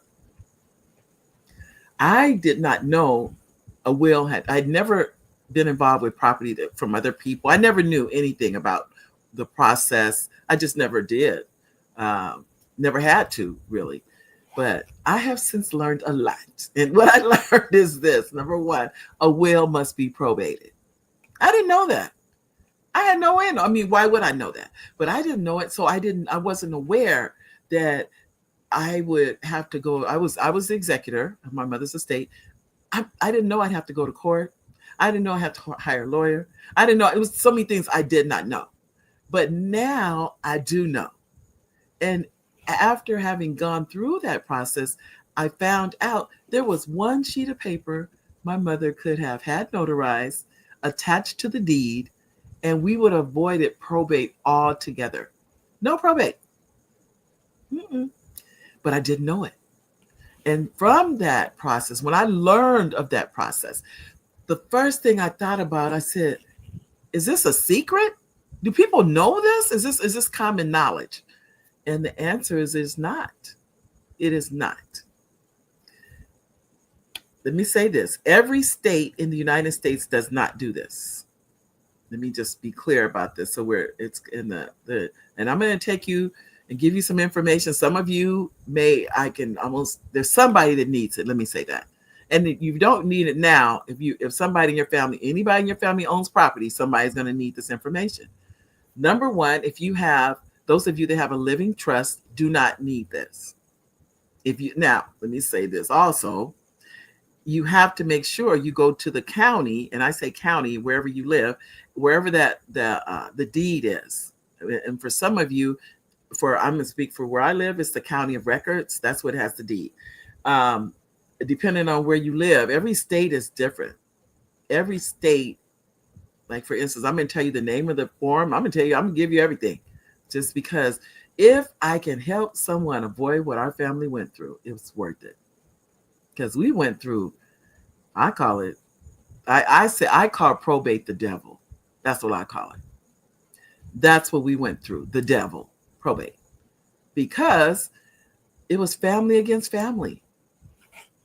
My family they hired their own lawyer. So I had a lawyer, they had a lawyer. I could not believe I'd be sitting across the table from my own family in a courtroom with the judge determining things. I was literally, I'm probably still in shock behind what happened. But I'm just saying this because I don't want it to happen to you. And those of you that think, oh, we're not going to argue, we're not going to disagree, you're wrong. Let me just be honest. You're wrong. When free money, because that's what it is, free money is on the table, you will see people, you don't even know those people anymore. I promise you. Because it's free money. It's the word free. And when that comes into play, people change. They do. Don't think they don't, because they do. They will. And don't think they won't lawyer up on you, because they will. I'm telling you. So this is something I'm giving to you as my gift to you. Out of the states, there's 33 states and the District of Columbia. That's how serious I am about this. I know with how important this is. It's called, the title of the book is Save Your Home from Probate. Now, the reason I share this with you is because if you own property and you do not have a living trust, the home is going into probate when you pass away. Now, you may say, well, I'm married and I'm my husband, or your spouse, or I'm married and that's my wife. I get that. Or it could be man, woman, I don't care. Whoever you own the property, that's the bottom line. It's just that if it's in the name of two people, it's usually going to go, well, I'm going to speak for California. California is the right of survivorship, meaning if you own that property with another person's on that deed, that other person automatically gets the property. They would have to go down to the county. They have to fill out a paper and pay probably $10 or something and take the person that's deceased name off the property. And I'm going to tell you why that's important. All of this, I tell you, I'm giving you guys a law lesson, but it's all this is real. This is real stuff here. You want to remove that person's name because someone can file a lien against the person or say that they owe them money. If their name is on that property, then they can put a lien against that property, which would be a lien against you. And then you cannot refinance it or sell it without paying that lien. I hope I'm not being too mechanical here, but this is real stuff. So I'm saying to you, if you own property, and I find this a lot, by the way, and you're the only one entitled to that property, when you pass away, if you don't make plans for that property, the government has plans for it. That's the best way I can answer. I can tell you that. Meaning you have to have done the things to keep that property out of the government's hands. And the way you do that is you either have a living trust. There's only a few ways to do it, by the way. A living trust is one. And the other one is called a transfer on death deed. It's called a TOD. TOD.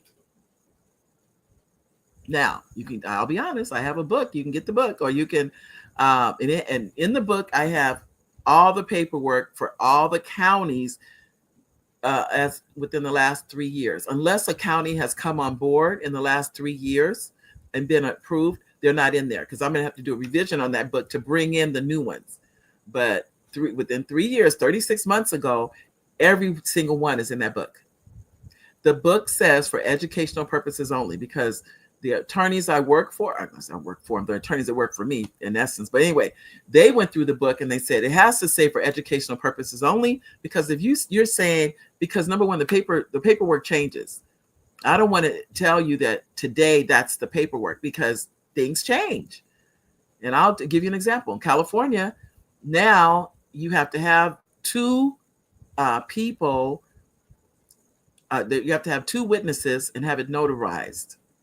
And the two witnesses cannot be the person, they cannot benefit from the property. So the two witnesses cannot be on the transfer on death deed. That's what that means. It's just like it on a will. Same thing. But that's enough. I don't want to get into that. That's a whole nother topic. I can get into that with you too. But anyway, let's stay focused on the transfer on death deed. If you are in one of those states, and I'll mention a couple. Texas is one, but in Texas, it's called the Ladybird deed. And Florida is called the Ladybird deed. California is called the transfer on death deed. Oregon is called the transfer on death deed. Nevada, transfer on death, and Arizona, transfer on death deed. And the reason I know, because I've researched them, so I know. Now Michigan is a Ladybird deed. Now I can't give you all of them. I'm giving you the ones I do know. New York does not have it. They don't have it at all. I can tell you for a fact, New York doesn't have it. Washington, D.C. does have it. Maryland does not. So just so you know, I don't want to give you all the states. These are right up top of my head that I know for a fact these are the case. So some states have it, some states don't. This is what's known as states' rights.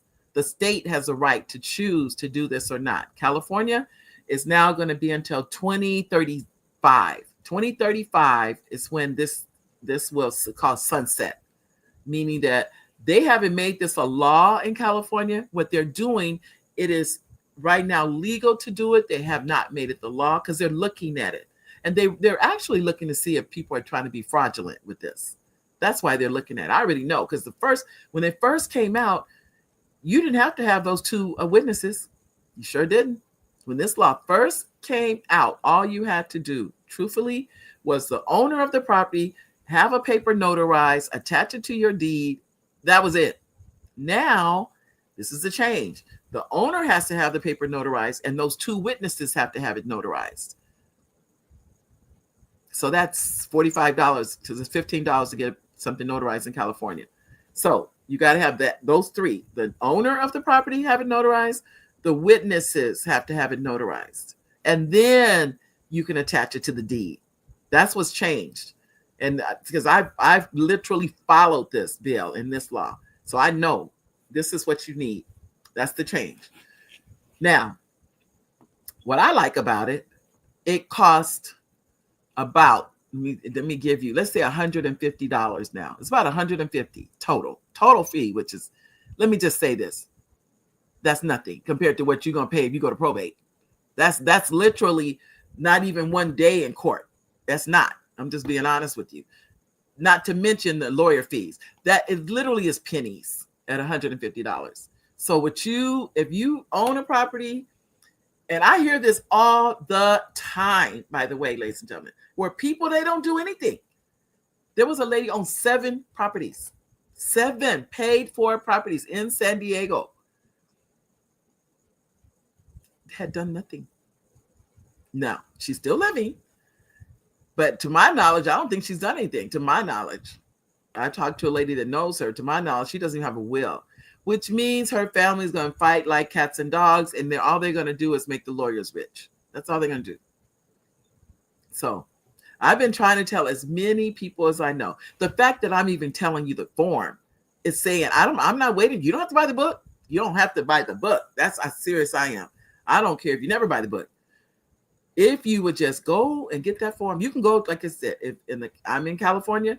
California has 58 counties. You go to that county of records, I promise you that form is there. It's called a transfer on death deed. Some counties it's called a TODD, or it's called a TOD. That's it. Get the form, totally free. The form is free. Fill it out, get it notarized. I would keep a copy for yourself and attach it to the deed. Now, if the person you leave the property to, this does happen, they pass away before you do, you need to get another beneficiary on that property, or it's going to go to probate. So you need to make sure. Now, some people have said, well, I'm going to leave it to 2 people. I said, you can do it. I promise you they're going to fight. That is a promise. That's not even a question mark. People have different mentalities once that person is gone. I call the referee. Once the referee is gone, they're not officially a referee, but that's just what I call them. So once that mother, father, sister, whoever owned that property, let me just be honest about that. Once they're gone, everything's up for grabs. Then they can act any kind of way they want to. So I'm just encourage you to understand, if you don't do this and you own property, you're asking your family to fight, because that's what they're going to do. That's just the facts, as they say. So, but if you are interested in getting the book, you can go on Amazon, and the title of the book is Save Your Home from Probate. If you look on there, it has all 5 stars. The people that have used it have thanked me for it because they didn't know it existed. If you are, let's say you have, it's either for a single family home, you can go up to 4, a duplex. If you have a duplex, you can do it, or a single family home, you can do it. That's as high. You can't go to apartment buildings other than the 4 in a duplex. That's as high as you can go to use this form. So I would encourage you, if you are, I can't tell you how many people I encourage to do it. One lady, I told her about this. She went down the same day and filed that paperwork because she had been married to her husband for 20 years. He would never put her name on the property, but he didn't mind signing it and getting it notarized. She filled it out the same day. I'll never forget that. I told her that morning. By that afternoon, that paperwork was filed. And she said because she had stepkids and they didn't like her. And she knew if he passes away, they're coming for that house. And people have been put out because the person didn't do the right thing. Like I said, she's married to the man, but if she's not on the deed, it doesn't matter. Doesn't matter if you're married or not. So that's what's important about that. And I really want to encourage each and every one of you, please, if you know someone, and like I said, it's not all 50 states. So every state is not even in there.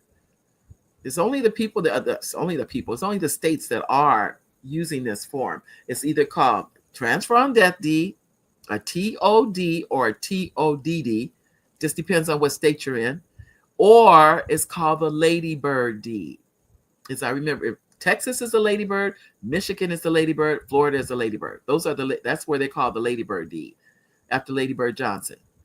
Those of you that are old enough to remember Lady Bird Johnson, who was married to Lyndon B. Johnson, which has nothing to do with what I'm talking about. But I'm saying that to you so you know that's where that title Lady Bird came from, because they called her, that was her nickname, Lady Bird Johnson.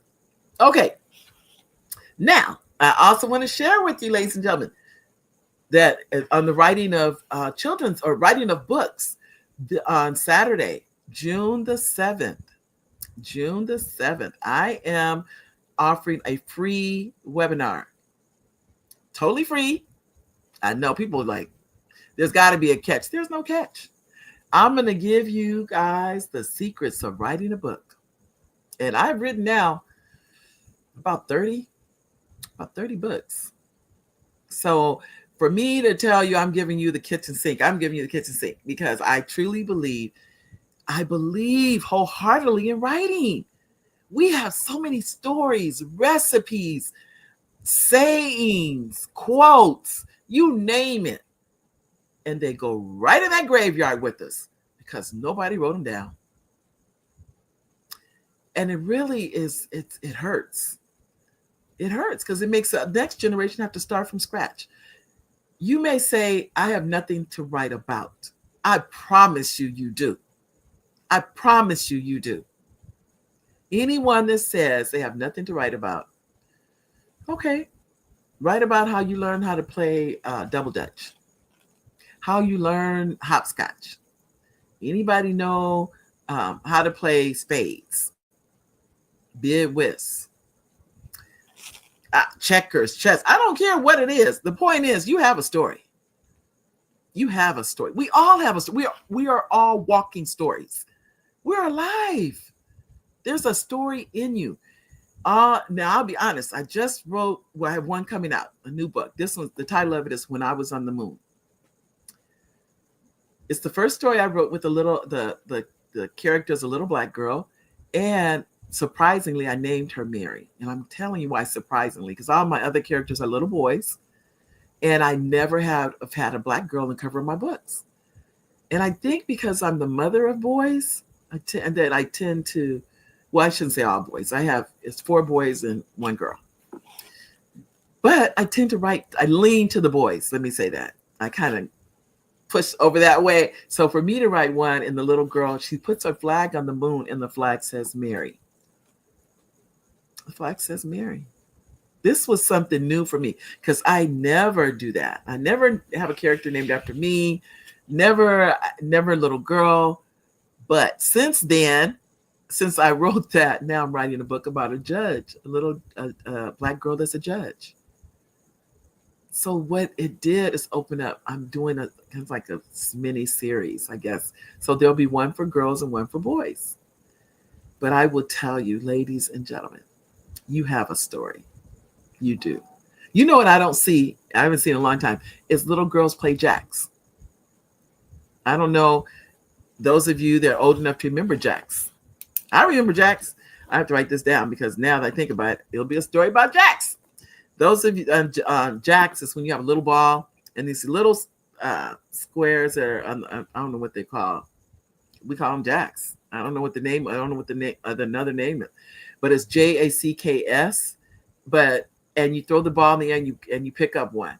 You have to pick up one before you miss the ball until you have, I want to say it went up to 10 or 12 or whatever. I haven't played jacks. I don't even know the last time. Pity Pat. Those of you remember Pity Pat? Anybody remember Pity Pat? I'm writing all these down. Remember, you know why I'm writing it down? You're going to see a children's book. That's why. That's how it works. Someone asked me, and those of you come, and I need to give you a way to come on Saturday. If you would like to come, it's virtual and free. And I'm going to put my email in the chat, Mary at Mary D. Welch. You will send your name. Here we go. .com. You would email me your name, your email. Well, really, it's 3. Your name, your email, and your cell. I think, is it up there, Dr. E? Dr. Kelly is, I don't know if it's up there or not. I don't think I can put it up. He may have to put it up. You email me at Mary, M-A-R-Y, at marydwelch.com. Mary at marydwelch.com. You would email me your name, your email, and your cell, and you will get the link to come on Saturday. You want to be there, ladies and gentlemen. The first 60 minutes is strictly me just literally giving you the kitchen sink. After that, it's a 30-minute Q&A. That's it.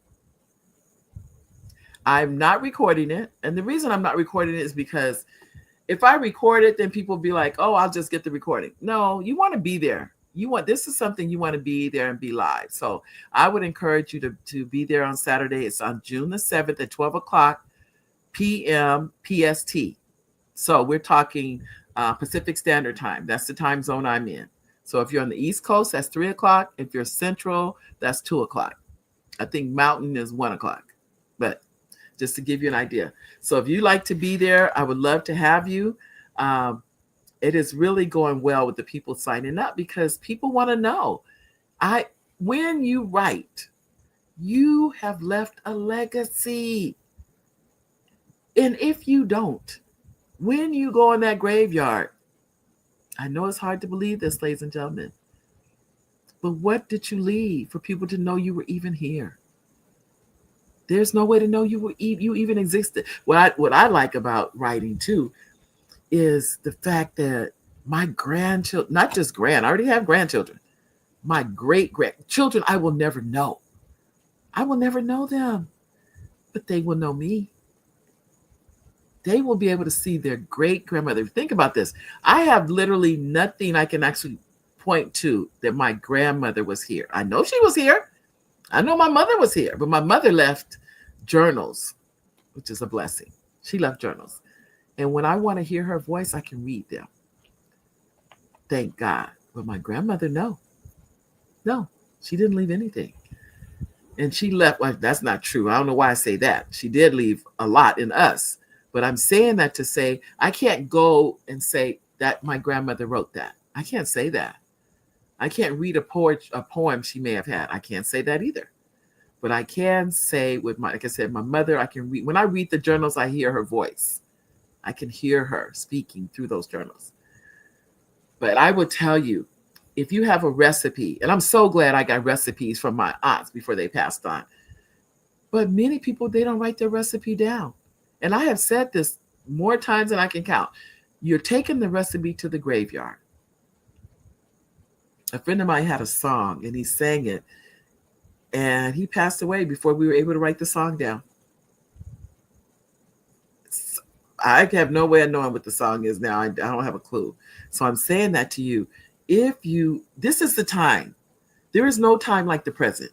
This is the time. Those of you say, oh, I don't have time to do that. Do you have time to watch TV? Those of you that watch, and I love Beyond the Gates, by the way. So I'm not saying this to be a negative. When Beyond the Gates is on, I get on my bike and I'm pedaling for Beyond the Gates. Because I want to watch it. But I said, okay, if you want to watch it, then you need to be on that bike. This is your reward for being on the bike is you get to watch Beyond the Gates. That's for those of you that don't know what I'm talking about. That's the new, it's a black soap opera, predominantly black soap opera that's on every day at 1:00 on CBS. So 1:00 is my time. So if you're back east, we're talking 4:00 your time back. I'm talking 1:00 on the West Coast. And I'm saying that. So my reward for getting on my bike and exercising is I get to watch Beyond the Gates. That's how I reward myself. Ladies, gentlemen, as we're nearing the end, I just want to let you know, if you'd like to reach me, you can also email me at the same email, Mary@MaryDWelch. You can reach me there. As I said before, if you're interested, the thought has ever hit your mind, I want to write something. I don't know how to start. You need to come to that workshop, that webinar. You will learn how to not only start, I will help you get your chapters together. I'll help you. Be amazed. You'll be like, what? Yes. It is so powerful what you're going to learn. We're going to talk about copywriting, ISBN numbers. We're going to talk about it all. But you got to be at that workshop to get it, because I really want you to learn and to give you this information. This is a gift. I promise you, it's a gift. And the last time I did this was 2 years ago. I don't know when I'm going to do it again.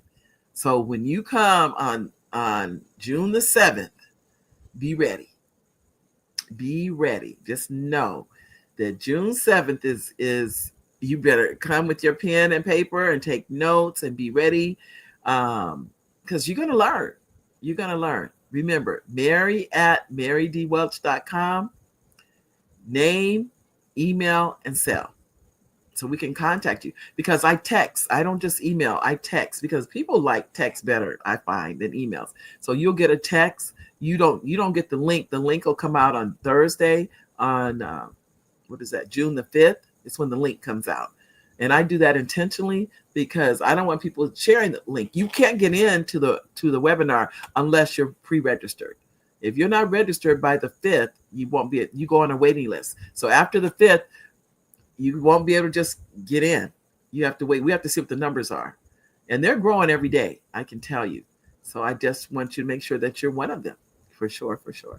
So we're down to the last few minutes. I have enjoyed myself, ladies and gentlemen. I hope you have, and I hope you've learned something. And I will be back. It's up to Dr. Kelly. I think he'll have me back again. I'd love to come back and be here on the Black Business Network. I'm always honored to come on the show because it means a lot. It really does. So you have a wonderful day. And Dr. Kelly, I'm turning it over to you.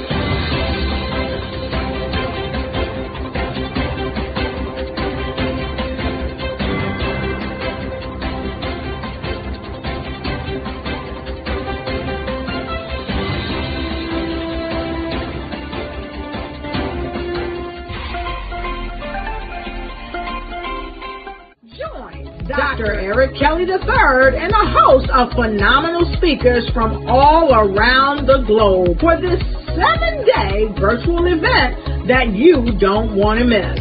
The mission of the Black Business Expo is to raise scholarship money from kids all the way from high school, all the way from college. The Black Business Olympics is one of the largest Black business showcases in the world. It is an opportunity for businesses and companies to showcase their businesses globally. We are going to be giving away laptops up to $5,000 away to students.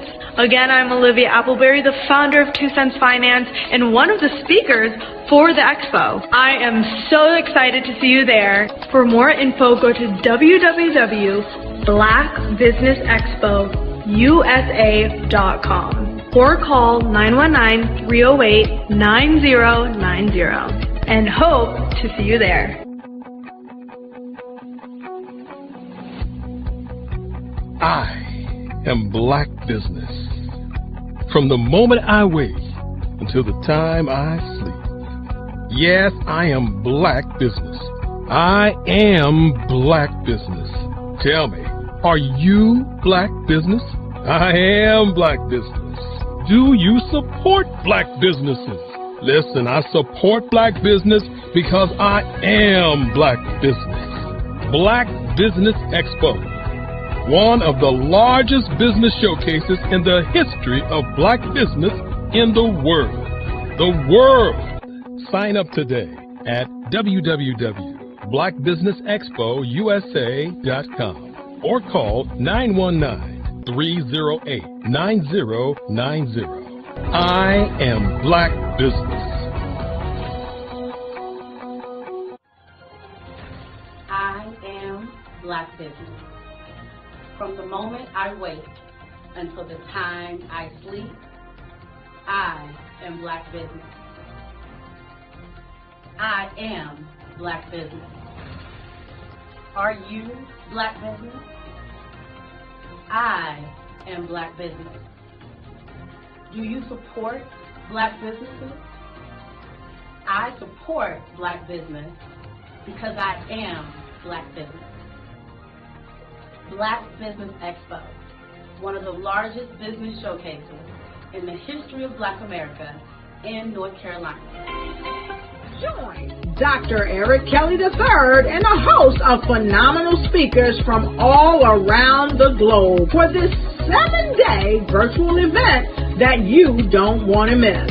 The mission of the Black Business Expo is to raise scholarship money from kids all the way from high school, all the way from college. The Black Business Olympics is one of the largest Black business showcases in the world. It is an opportunity for businesses and companies to showcase their businesses globally. We are going to be giving away laptops up to $5,000 away to students. Again, I'm Olivia Appleberry, the founder of 2 Cents Finance and one of the speakers for the expo. I am so excited to see you there. For more info, go to www.blackbusinessexpousa.com or call 919-308-9090 and hope to see you there. I am Black Business. From the moment I wake until the time I sleep. Yes, I am Black Business. I am Black Business. Tell me, are you Black Business? I am Black Business. Do you support Black businesses? Listen, I support Black business because I am Black Business. Black Business Expo, one of the largest business showcases in the history of Black business in the world.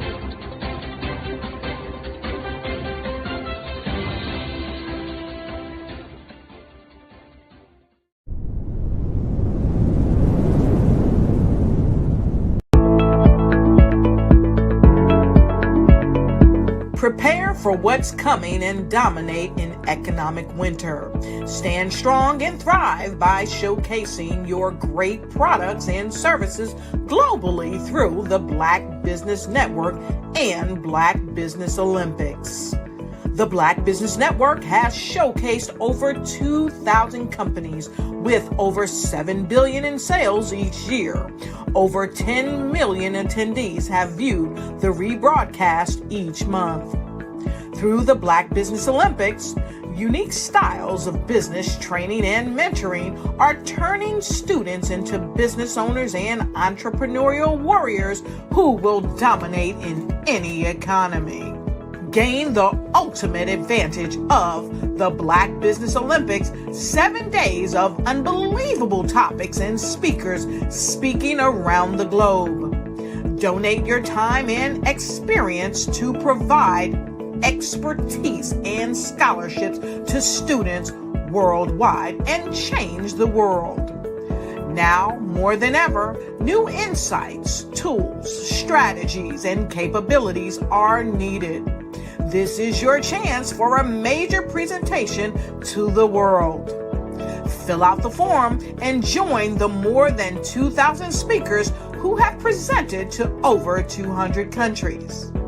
Join the Black Business Network streaming live into the metaverse, STEM City, Black Multiverse Enterprises, Hulu, Amazon, YouTube, iHeartRadio, Apple, Facebook, LinkedIn, Pod TV, IBM TV, Spotify, and Google Podcasts. Sign up today. Spaces are limited, and we will see you there.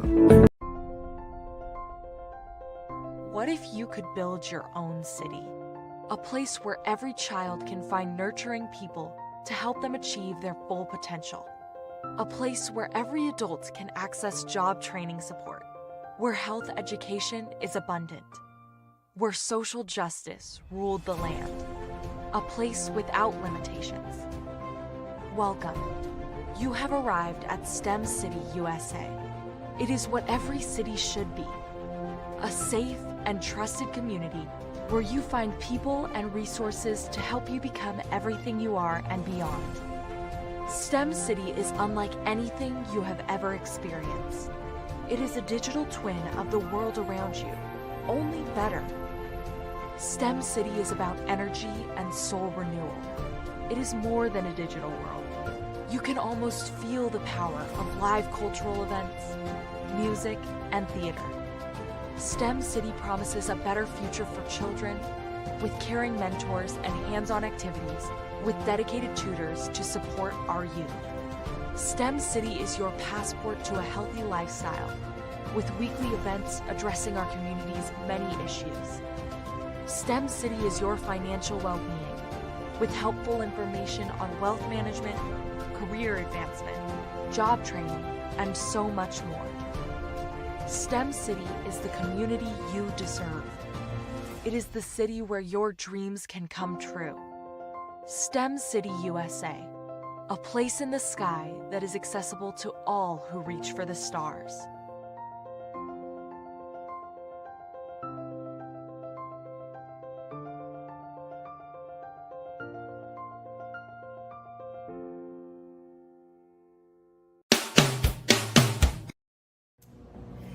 Hard is it to land on the front cover of a top-tier global publication?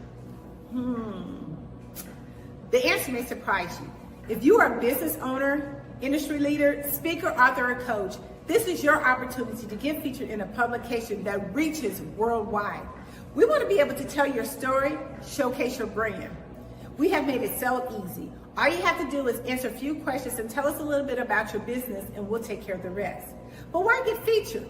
1, it gives you massive exposure to a global audience. 2, it helps to boost your credibility and your authority in your industry.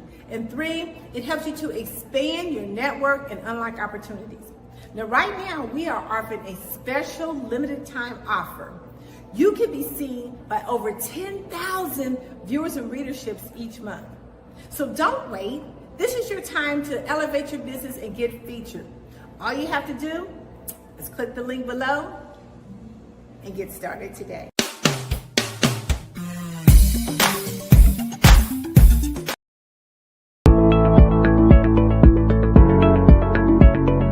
Prepare for what's coming and dominate in economic winter. Stand strong and thrive by showcasing your great products and services globally through the Black Business Network and Black Business Olympics. The Black Business Network has showcased over 2,000 companies with over $7 billion in sales each year. Over 10 million attendees have viewed the rebroadcast each month. Through the Black Business Olympics, unique styles of business training and mentoring are turning students into business owners and entrepreneurial warriors who will dominate in any economy. Gain the ultimate advantage of the Black Business Olympics, 7 days of unbelievable topics and speakers speaking around the globe. Donate your time and experience to provide expertise and scholarships to students worldwide and change the world.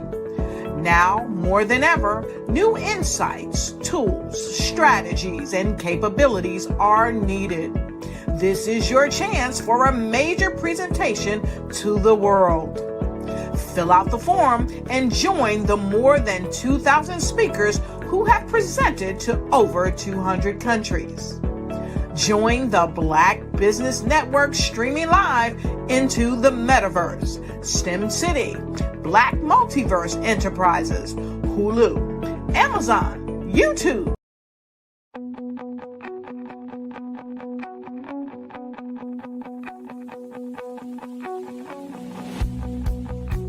I am Black Business. From the moment I wake until the time I sleep.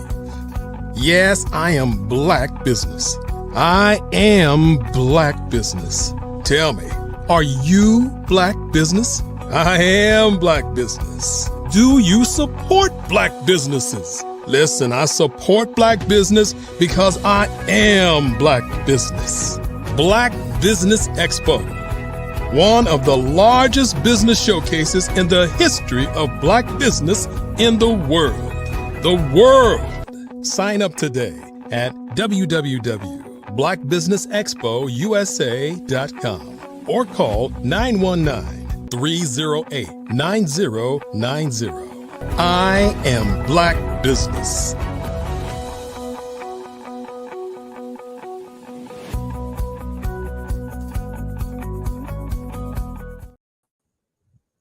Good afternoon, business owners, entrepreneurs, thought leaders, and corporations. Welcome to the Black Business Network.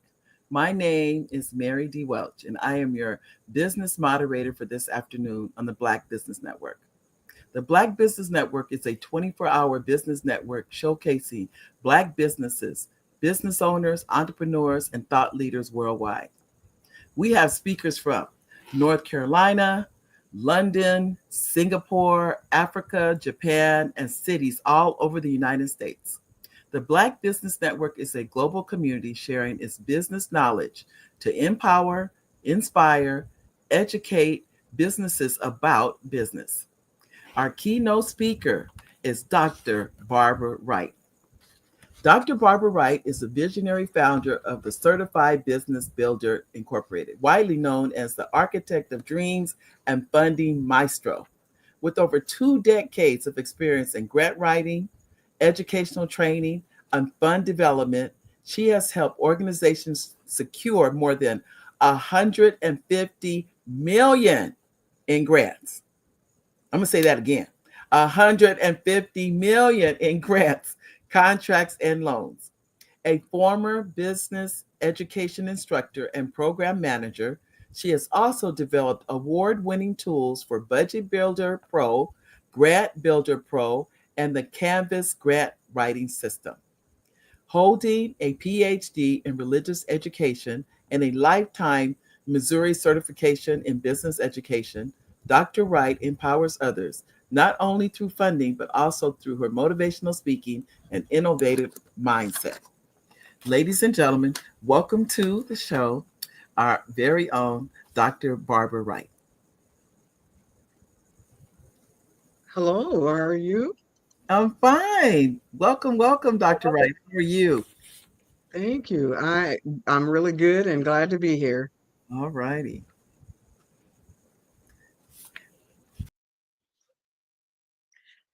Thank you so much. I'm so glad to be with you here today. Today, we're going to talk about workforce development, and it is an extremely important topic. I'm Dr. Barbara Wright. As she said, I am the certified dream builder, and I try weekly to provide free information to anyone who is willing to listen to learn about fund development. And today's lesson is going to be focus on workforce development. As we know, the workforce landscape is changing rapidly with emerging technologies, shifting demographics, and evolving skill requirements. Workforce development is no longer just an option, it's a necessity. Grant funding plays a critical role in making these initiatives sustainable and impactful. It's very difficult for someone to go into their pocket to provide all the training that's going to be needed.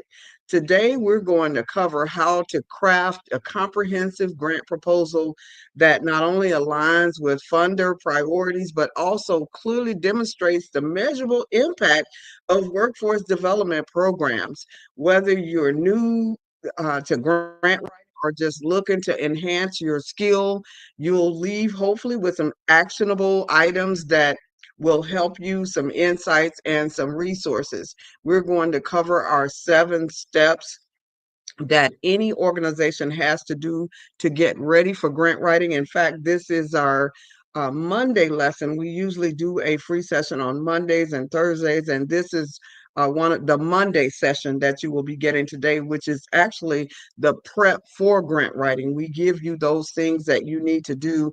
We provide you with tools that you need in order to get ready, and there are 7 steps for getting ready.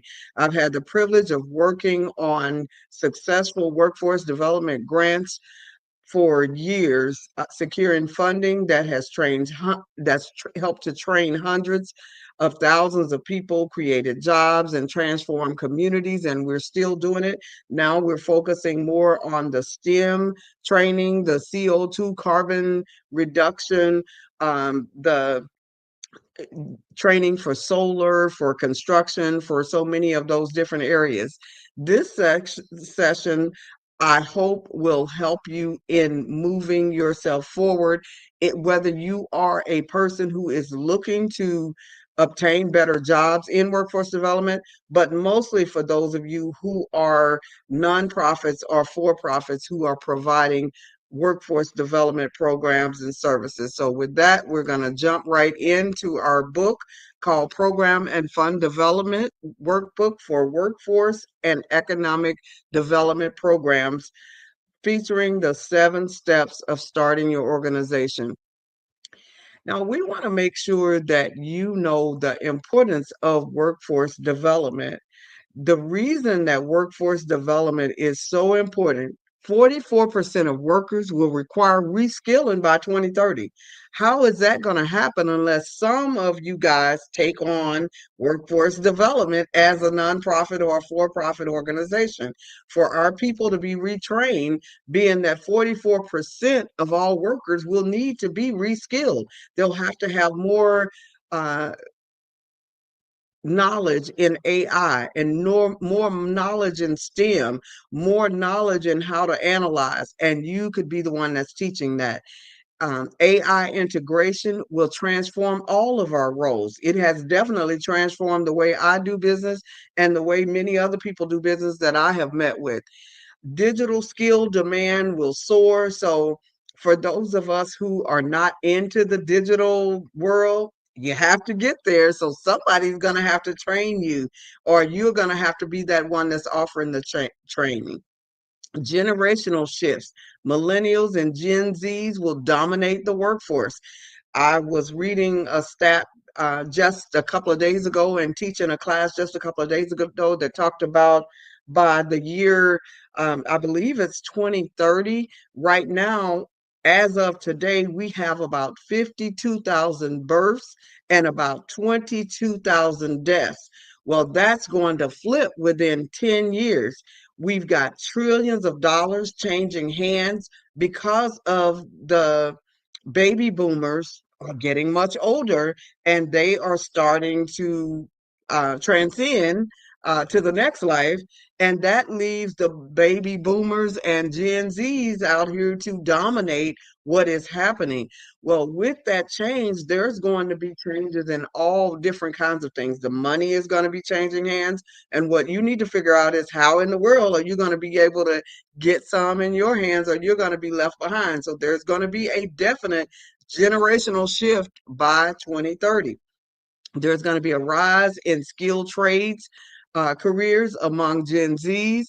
The healthcare sector will drive employment growth. Why? Because we have so many people aging. So as they learn new techniques and to be able to give the people who are living longer a more quality life, there's going to be lots of room in the healthcare sector. The aging workforce definitely presents a challenge. 60% of employees are between the ages of 30 and 54, meaning some of them are nearing retirement. So how do you replace them? The global talent shortage could reach 85 million by 2030 because a lot of our people here in the US know how to play the games, but they don't know how to build the games. That's why I'm so excited to have two apps out there myself, Budget Builder Pro and soon Grant Builder Pro. There's going to be a shift towards a more flexible workforce model. Are you ready for that? Are you training people to be quality remote workers? What is it that you do that's going to help people get ready for the shift? Being that 44% of workers are going to be need to be reskilled. Where are you in that process? And that's what we're going to briefly talk about this morning. And lastly, employees' well-being and engagement is going to be a priority more so than it was before. So I'm hopeful that that kind of sets you up as to why this information that we are providing today is important. So there are 7 steps that you need to do as an organization to help people get prepared for this new dispensation that we are in. And those 7 steps include initial feasibility planning. If you are starting to operate a workforce development program or any other grant program for that matter, you need to do a feasibility study. You need to be able to discuss your mission, vision, and value statement and come up with those 5 W's to help you know what your program is. And you say, what are the 5 W's? It's the who, the what, the when, the where, and the why. You need to be able to discuss your SWOT analysis and pestle analysis, which we'll cover that in a minute. Phase 2, you want to make sure you meet those regulatory requirements. Phase 3, business credibility. So just jot down the titles right now, and maybe you can take some notes and put some things under it later, or come back and listen to this again. So phase 1 is the initial feasibility. Phase 2 is the regulatory requirements. Phase 3 is building your business credibility. Phase 4 of the 7 phases is brand development, making sure you build a brand. Phase 5 is the collaborative development strategies. Phase 6 is sustainability and developing your finance program. And phase 7 is making sure that you train those that are working with you in order to do what it is that they need to do. So the second part of our lesson, the first part is just introduction. So the second part is to make sure that you have some pre-program and research tools in order to carry out those 7 steps. So the pre-program and research tools include making sure that you understand the vocabulary of whatever it is that you are doing, that you also understand the best practices of whatever it is that you are doing. So you want to learn the vocabulary because you can have a good conversation with someone who can give you more information. Most people love to talk about what they do, but they like to talk about what they do with someone who they feel have an understanding. And if you understand the vocabulary, then that will make you a greater candidate for someone with great experience to be able to talk to. And then those best practices is just what's happening in the industry. You want to know the industry. You don't want to go to them asking basic questions that you can find out with a Google search or a quick AI search. You want to make sure that you know the statistics that support whatever it is that you're talking about. I just gave you some statistics that's really important. 44% of people are going to need to be retrained. That's a major statistic when it comes to workforce development. Some of the areas to where you can get the statistics is the U.S. Department of Labor, the National Skills Coalition, the Pew Research Center, and the National Association of Workforce Boards are some of the places where you can get some information. You want to make sure that you do a SWOT analysis before you're starting to write grants. You want to know what your strengths, your weaknesses, your opportunities, and your threats. You also want to know the strengths, weaknesses, opportunities, and threats for the field that you are about to go into. What is the SWOT analysis for that industry? Not only for yourself, but for the industry that you are about to go into. One of the most important things that you can do as a pre-prep is to understand the pestle analysis. The pestle analysis is an acronym for political concerns, economic concerns, social concerns, technological concerns, environmental concerns, and legal concerns. So how does those play a part in your 5 Ws? The who, the what, the when, the where, and the why. How does the pestle analysis determine your success? If you're trying to do something that's going to put a lot of smoke and pollution in the air, I can tell you it's not going to be supported by government agencies. So you're not going to be able to get any grants. Like if you want to start a business burning up cars and using the ash to make some kind of vase or something like that, that's not going to be supported because the goal right now is to clean up our environment. So you want to know what the pestle analysis is. Right now, the pestle analysis supports workforce development programs. The pestle analysis support affordable housing. The pestle analysis support STEM, science, technology, engineering, and math. So you want to know what is the current pestle analysis supporting so that you can get help when you get ready to go apply for grants. Part 3 in our workbook is the program planning and development. Program planning and development.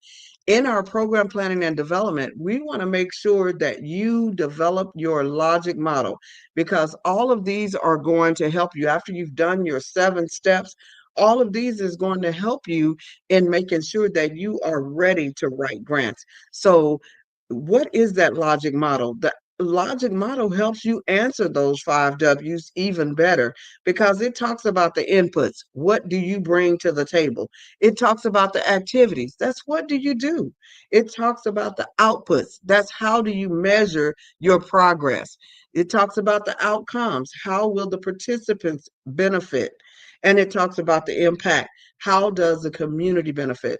As far as inputs, what you might bring to the table for a workforce development program or any other program that you are providing to support the community, you may bring some resources or skilled staff. As far as the activities of what you do, you may, for workforce development, you may be able to identify the job market trends and labor or develop training and education programs. For the output, how do you measure progress? If you are doing a workforce development program, it's probably the number of participants, the number of graduates, the types of training and programs offered. For your outcomes, how will the participants benefit? Increased employment rates could be one of the benefits. Improved job skills could be one of the benefits. You want to know what those benefits are because that's going to help you in writing the grant. We're writing the grant already because these are the types of questions that your funders are going to ask you. The impact. How does the community benefit? It may be that they increase economic growth and development. It may be that you get improved quality of life. Again, this is Dr. Barbara Wright, I am the certified dream builder of certifieddreambuilder.com, and I am providing you information that you can use to help you write workforce development grants. Remember, the workforce development area is going to experience tremendous growth because 44% of the people in this country need to be retrained.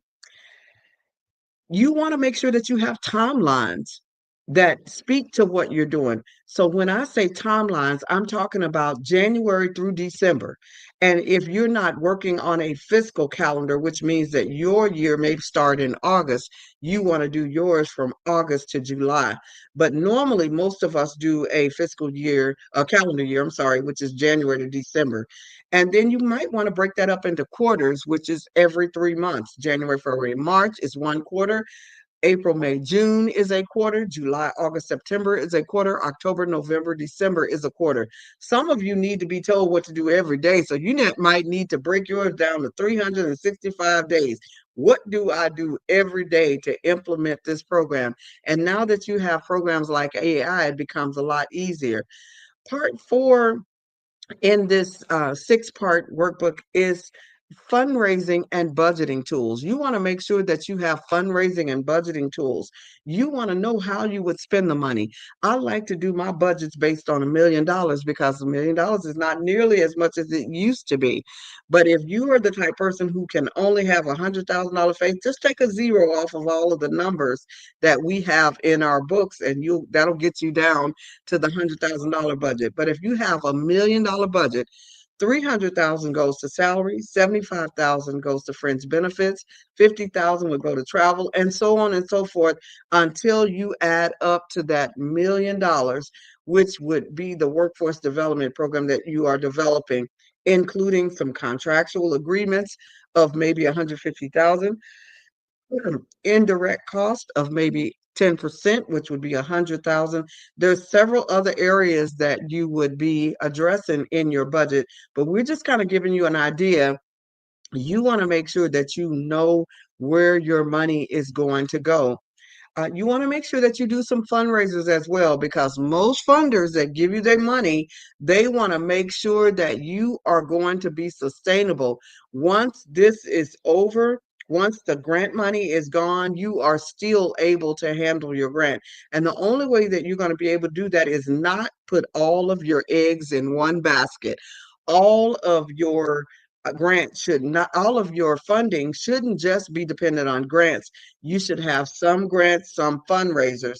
You should be tapping into the 7 income streams, and those 7 income streams are individual gifts, retail gifts, retail sponsorships, foundation grants, local grants, state grants, and federal grants. Those are the 7 areas that you should be getting money from, and you should really be tapping into all of them. Again, this is Dr. Barbara Wright.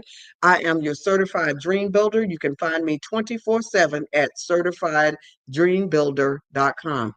Part 5 in our book, Workforce Development Planning Programs for Workforce Development, is the clickable resources and local and in-kind donors that you can go to for help with your program. There are associations like the National Skills Coalition that we mentioned earlier. There is the National Association of Workforce Boards. There's the Association of Talent Development. These are some of the places that you can partner with to make sure that you have some great partners that can help take your program to the next level. The Council for Adult and Experimental Learning, the National Fund for Workforce Solutions. These are some of the areas that can help you. As far as the National Skills Coalition, they offer advocacy and policy support for workforce development programs. So you may need some advocacy, or you may need some policy support. They are the ones that can provide that. The National Association of Workforce Boards, they support workforce development boards and professionals. So if you are a professional workforce development person, you may want to join that National Association of Workforce Development Boards. The Association for Talent Development, they provide resources and training for talent talent development professional. So if you are a talent developer, then that might be an association that you would want to join. And they probably also put out conferences each year. So you want to consider that if that is an area you're interested in. America's Promise Alliance is another place that could possibly give you help in that area. The Society of Human Resources, they provide HR professionals resources for talent management. So those are some of the associations that you might find yourself gravitating to. There are grant making foundations out there that will provide money for those of you who are interested in providing workforce development. JP Morgan Chase is one that does provide funding for job training, apprenticeship, and education. So if those are areas you're interested in, JP Morgan Chase may be able to help you. Now, don't contact JP Morgan Chase if you have not done your homework, if you haven't done the things that I mentioned to you in the beginning, like creating your 5 W's, the who, the what, the when, the where, the why, that you don't have your mission statement, you don't have your website, you have not set up some of the things that you need to set up to ensure that you are ready for someone to find you on social media. You might want to do some other things, but once you're ready, then that's when you are connecting with people like JP Morgan Chase, like the Walmart Foundation. They provide grants for skill development and workforce training. Ford Foundation provides support for inclusive economic development and job creation. Um, Lumina Foundation, they provide grants for education and workforce development initiatives. Annie Casey is another one who provides grants funding for programs focused on youth employment. So if you are an organization that is mainly focused on youth employment, then Annie E. Casey Foundation might be the one for you. The Charles Koch Foundation supports for organizations promoting economic opportunity. That's how I got to meet him and served with him for 4 years, teaching his entrepreneur program. He turned out to be a great guy as far as I was concerned, and was very good for the youth in providing them opportunities. And then there's W.K. Kellogg Foundation. They offer grants for education and workforce development program. So those are some of the grants. And then some of you may be looking for in-kind donations. You just want to go with organizations that are providing in-kind donations. There's Microsoft.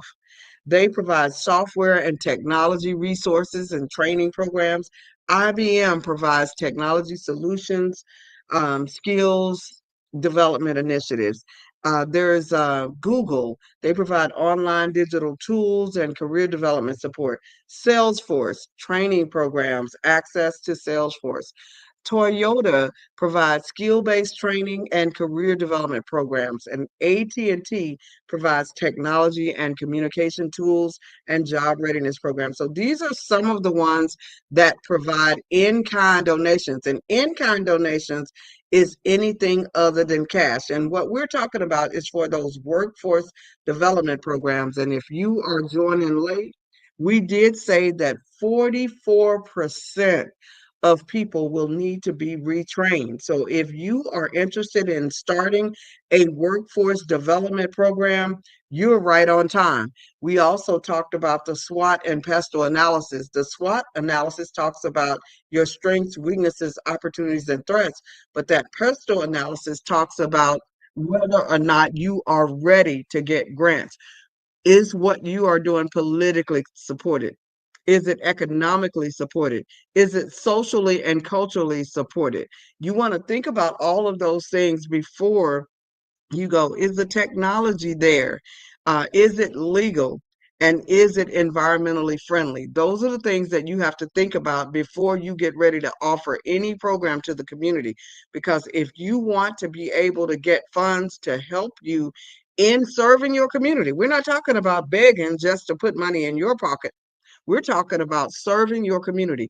If you are a person who wants to serve your community and the PESTLE analysis is on your side, then more than likely you can get some funds. So, what federal agencies might be there to support your organization? Now, I know we have a lot going on and a lot of changes being made to federal agencies. The U.S. Department of Labor has been one that would really help to fund your organizations. Now, whether or not they're going to continue to be, I don't know. It may be more moved into the SBA, but right now it is Department of Labor. The U.S. Department of Education, Office of Career and Technical Education, they offer funding for career and technical education programs.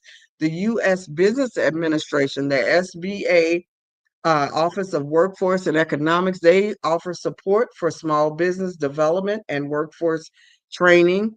The U.S. Department of Housing and Urban Development offers funding for community-based workforce development initiatives, and they offer supportive services. Most of these agencies not only offer the workforce development training, but they also offer funding for supportive services. The federal grants is where you're going to be able to command those larger grants. So you want to definitely look at those. We have many of you have heard of the Economic Development Administration, the EDA, maybe you haven't, but they offer economic development grants supporting workforce initiatives. Many of you have heard of TANF, temporary assistance for needy families. They offer funding for employment and training services for very low income individuals. So if you have not contacted them through acfhhs.gov, you might consider contacting them because they do offer some training for low income individuals. And then the U.S. Department of Agriculture is one of the other areas to where you can get those grant funds. Now, I love to give a training on how you can go to grants.gov and look for these grants. So if you want to write this down, just go to grants.gov. Again, this is Dr. Barbara Wright. I am the certified dream builder. You can find me 24/7 at my website, certifieddreambuilder.com. There we offer free resources. You can go to the website and look at some of the grants that we have put on the website for you that you can apply for. We have lots of books on there that will help you in grant writing. And the book that we just covered, and you can scroll back and listen again if you'd like. This is our Workforce and Economic Development Programs workbook. Workforce and Economic Development Programs. And I want to, before our host comes back, I want to give you a reminder of the reason that this is so important. 44% of workers will require reskilling by 2030. I started with this and I want to end with this because this is so important. AI integration will transform your roles. So we need to get ready for training our workforce. Hello.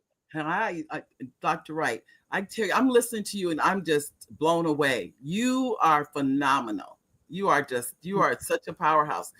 My question is, okay, about AI. AI is so new to all of us. How do we, as a society, get ready for AI? I know we've been using it, but how do we integrate it into the workforce?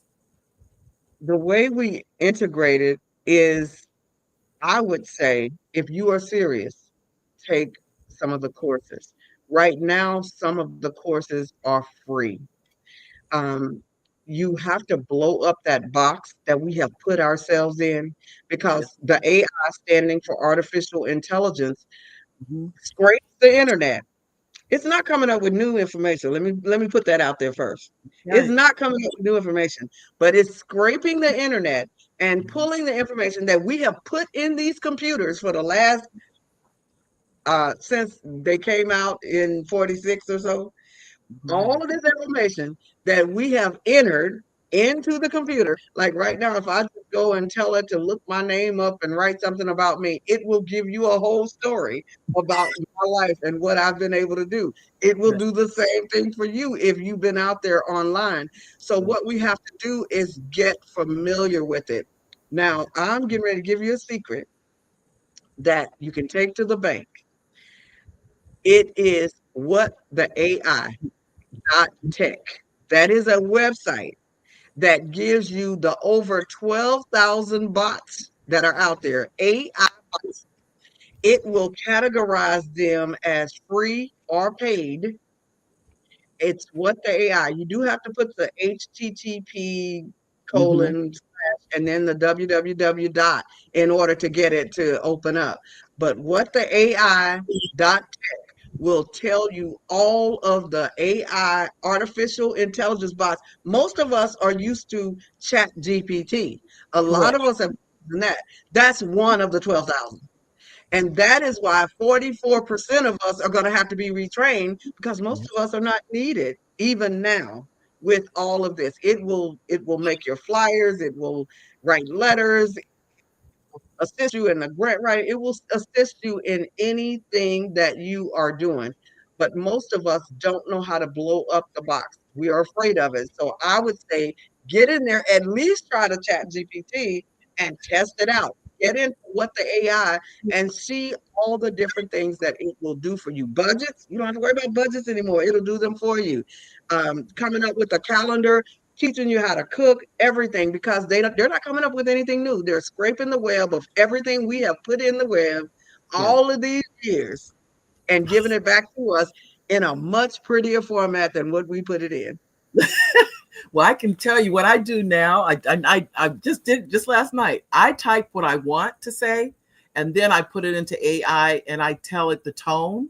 I said, I like to a softer tone. I like for you to clean this up. And it goes, okay, we'll take care of that for you. And that's every exactly time right. they give it back to me, it's cleaner. There are no grammatical errors. It is so, I read it back and it's my words, but the way that AI is giving it to me, it sounds better.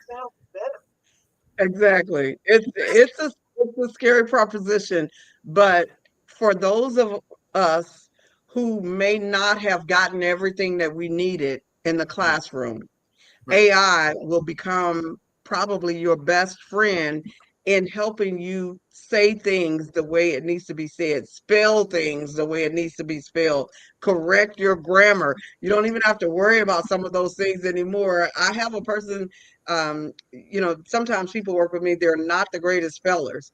And sometimes, depending on what I'm doing, I'm not the greatest one.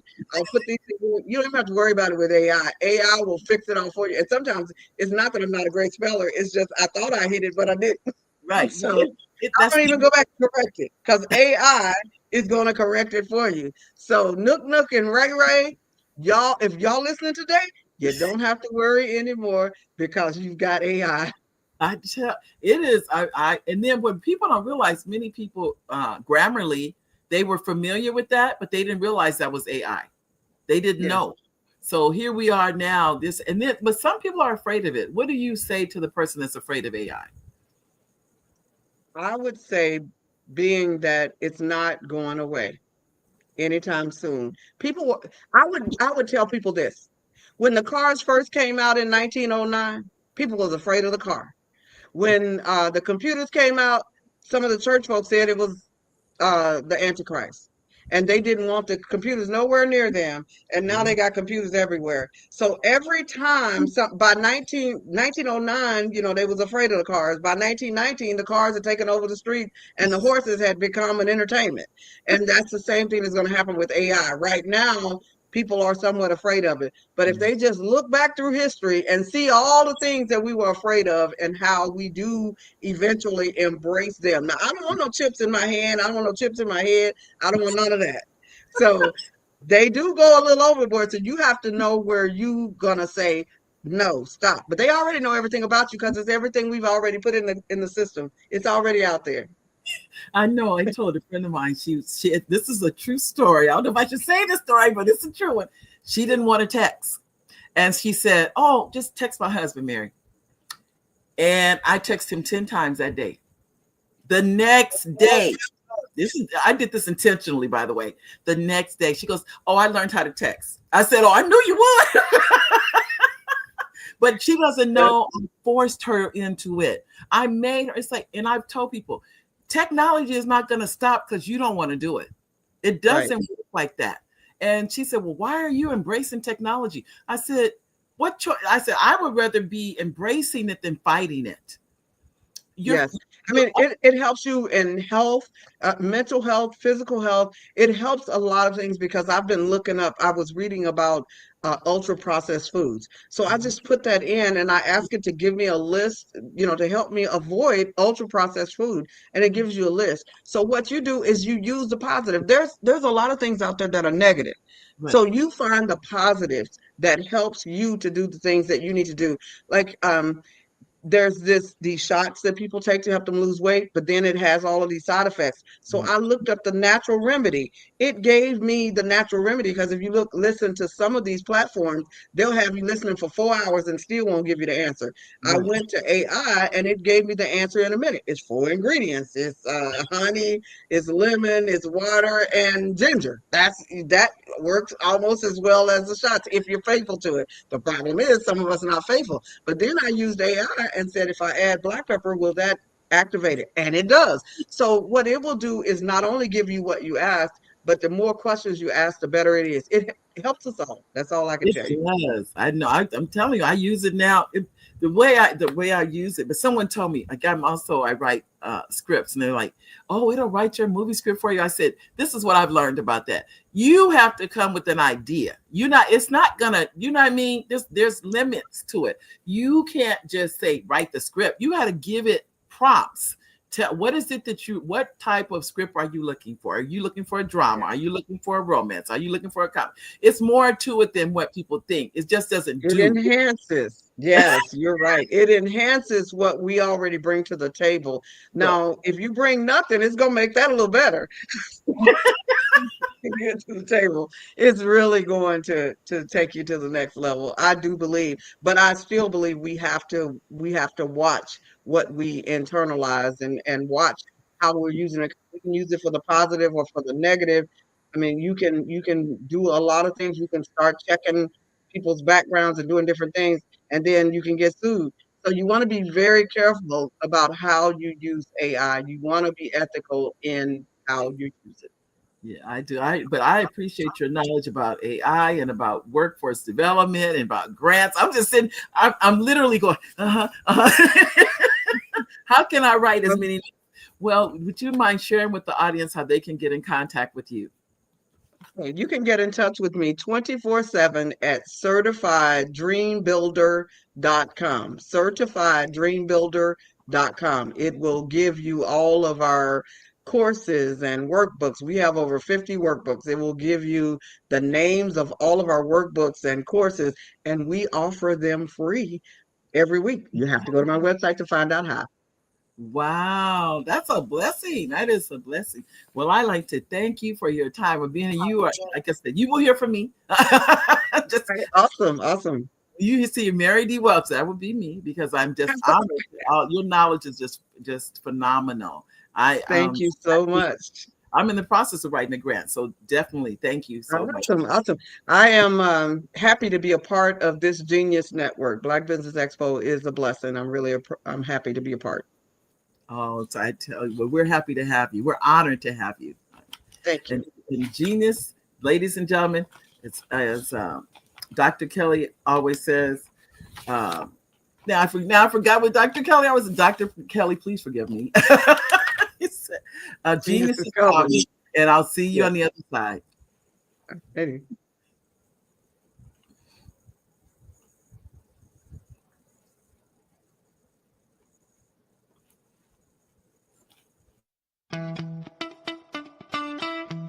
How many times have you been asked to help someone you didn't even know, a student, a business entrepreneur? Or did you ever even ask, where did they end up?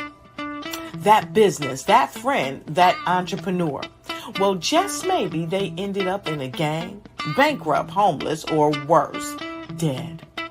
Maybe they turned to crime, drugs, and alcohol. Did you ever wonder? Did you destroy their dream, or was your life always so easy? At the Black Business Olympics, we started a movement to help students complete. Give them hope and foster success.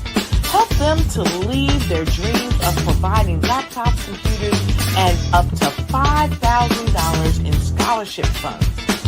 Today, we ask you to help a student, a business owner, or an entrepreneur to realize their dream by sponsoring them, supporting them, and buying from them. Consider this. With $1.6 trillion in our Black community, we only ask for a small donation for our students, our businesses, and our entrepreneurs.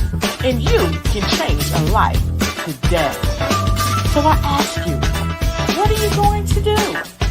Sit on the sideline and watch our students in high school be leaders, miss out on their dream from lack of resources? Or are you going to donate to the movement and change their future and yours as well?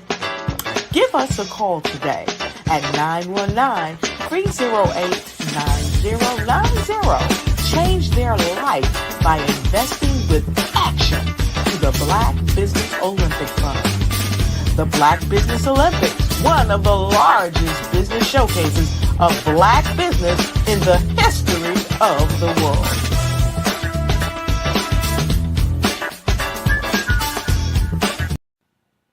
Hello, my name is Kiasi Helm and I'm 14 years old. I think my genius would probably have to be setting goals and achieving them. I say this because ever since I was young, I always wanted to be an author, and at age 11 I ended up achieving this. But not only did I end up becoming an author, I ended up becoming a public speaker, a publisher, a business owner, all these great things. The name of my business is Written by Kids Publishing Company. I decided to start this company because I thought it was important for me to help kids my age express themselves through literacy and just achieve their own goals. Because to me, achieving goals is the best thing in the world to feel. It's you just achieving things and aspirations that you set for yourself. And I know that everybody is capable of this, because even if you don't end up achieving the goal, you still tried your best, and that's the most important thing. And everybody is capable of this because genius is common. Thank you. Good afternoon.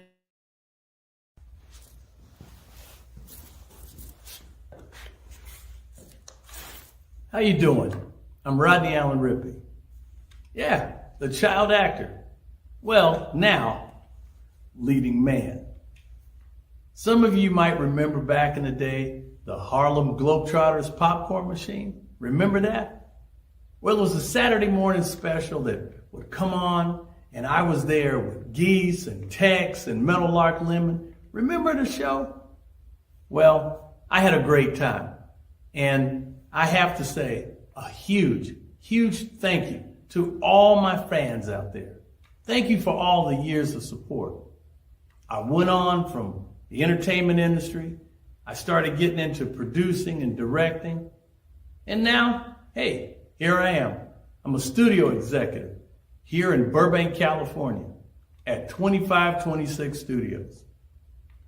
I have to say, it's been pretty good, but the best is yet to come. Please stay encouraged. Keep reaching for your dreams and never forget that genius is common. Remember that. Genius is common. No matter what anyone says to you, no matter how tough the road may get, keep striving.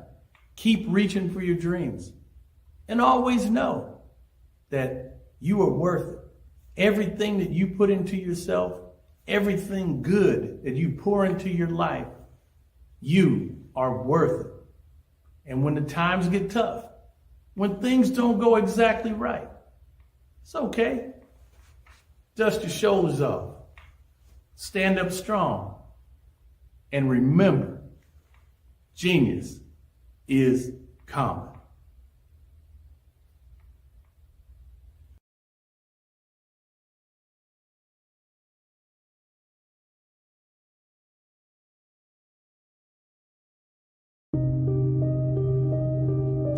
The Black Business Expo is changing my life. This year, they are giving away laptops and even $5,000 in cash to students just like me. I'm Alexis, and I want to go to college to fulfill my dream of becoming an entrepreneur. Help the Black Business Expo going to www.blackbusinessexpousa.com and also becoming a vendor, a sponsor, or donating.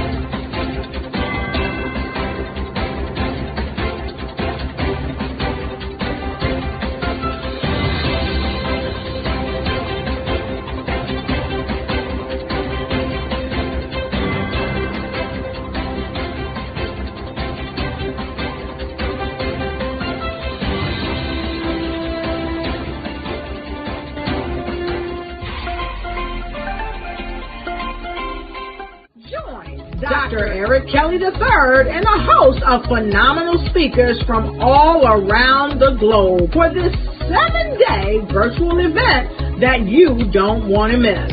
The mission of the Black Business Expo is to raise scholarship money from kids all the way from high school, all the way from college. The Black Business Olympics is one of the largest Black business showcases in the world. It is an opportunity for businesses and companies to showcase their businesses globally. We are going to be giving away laptops up to $5,000 away to students.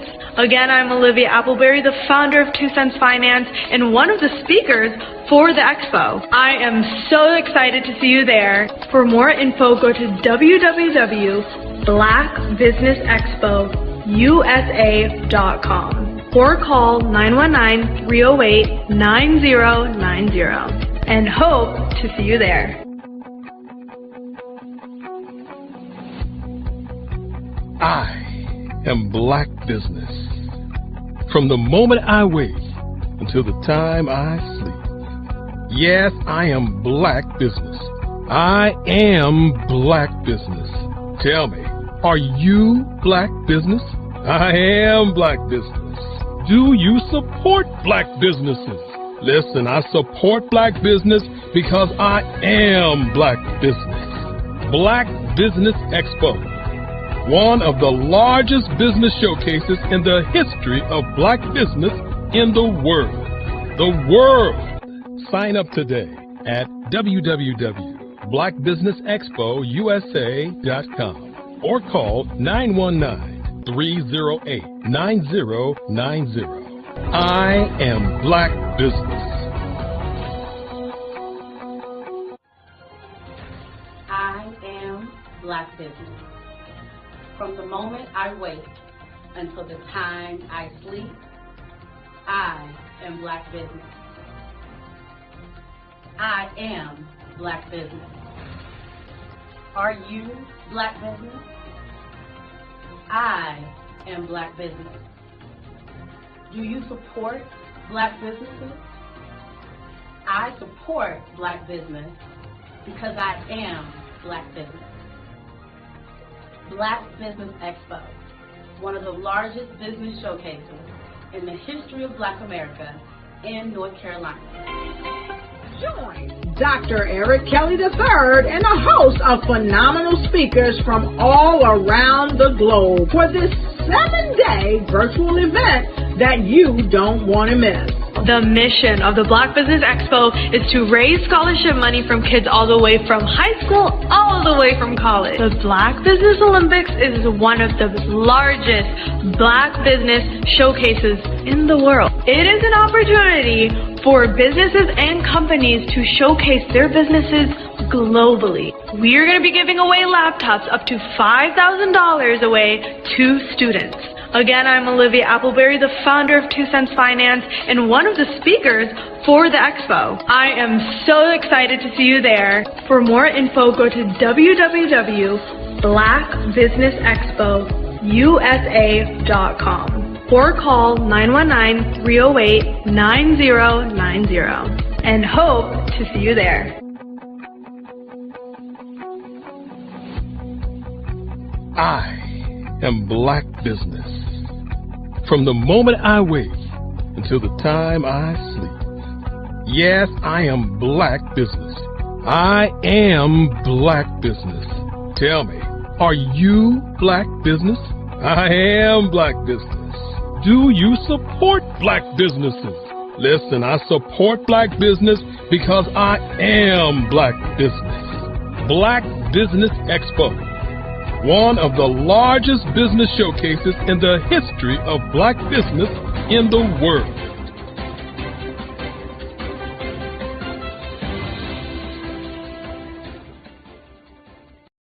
I am from Washington, D.C., but I was raised in Durham, North Carolina. I came to Durham when I was about 5 or 6, and then I traveled back and forth to D.C. because it's where my people are from. One of the unique things about my family is my mother, she's also an artist. She does quilting, and she does a lot of artistic things. And then my son, he draws with both hands, his right hand and his left hand like I do. So that's kind of a family trait. And then my other son, he's a videographer, and my daughter, she works, she's a regional vice president for Sunglass Lab. When you start out drawing and sketching, you want to continue to explore, each avenue. I do pastels, I do pen and ink, I do painting, I do acrylics. I haven't done oils yet. But I try to do all facets of art. What I say to a lot of times to people is, you can't put yourself in a box when you're an artist. You have to explore. And over the course of my life, I've tried to explore different mediums. I also do sculpture as well. I choose my subjects by the intensity that they have in their faces, or the intensity that somebody is moving, because I do more than portrait drawings. I also do I do abstract, and then I do figurative drawing also. Well, what happened in this particular show is that I started out trying to come up with something that would be a little bit different than what everybody else is doing. So I was working on a Barack Obama show, and they wanted me to do some paintings of Barack. And so what I did was, because of the deadlines, I kind of did it kind of fast. And then I realized when I was doing it fast, I enjoyed it. And so then I started doing other pieces the same way, and I started to enjoy those pieces also. And so I came up with this particular style, and it's a style of lines and colors. And what's interesting is that when I was in college, I did a show called Lines, Colors, and I talked about the boldness of the blacks, the hotness of the whites, and this is how this has come about, later on in my life. And the colors comes from a lot of the entertainers that I work with, where they wear different colors. They don't wear, your plain reds or your whites. They wear different colors, and so that's also another piece of what's giving me the colors. The subtitle of this show is Faces That Speak Life. That's real critical. Faces that speak life. Each one of these pieces is a life source and a life energy that's being put on display for people that are looking at it. I always say in terms of my art, it's not important that I draw them. It's important what you get out of what I draw. I don't try to just draw it because you like it. People wanted me to do prints. I didn't do prints. People asked me to do different people, but the people that I choose are people that make a difference in the lives of people in the world. So the human landscape idea was, again, as I say, the lines represent your emotions, it represents your ideas, and it represents your journey as a human being. And that's why you get the different pieces and the different looks. And as you notice, I try not to do one look that looks alike another look. And that's what's the most important part of this show.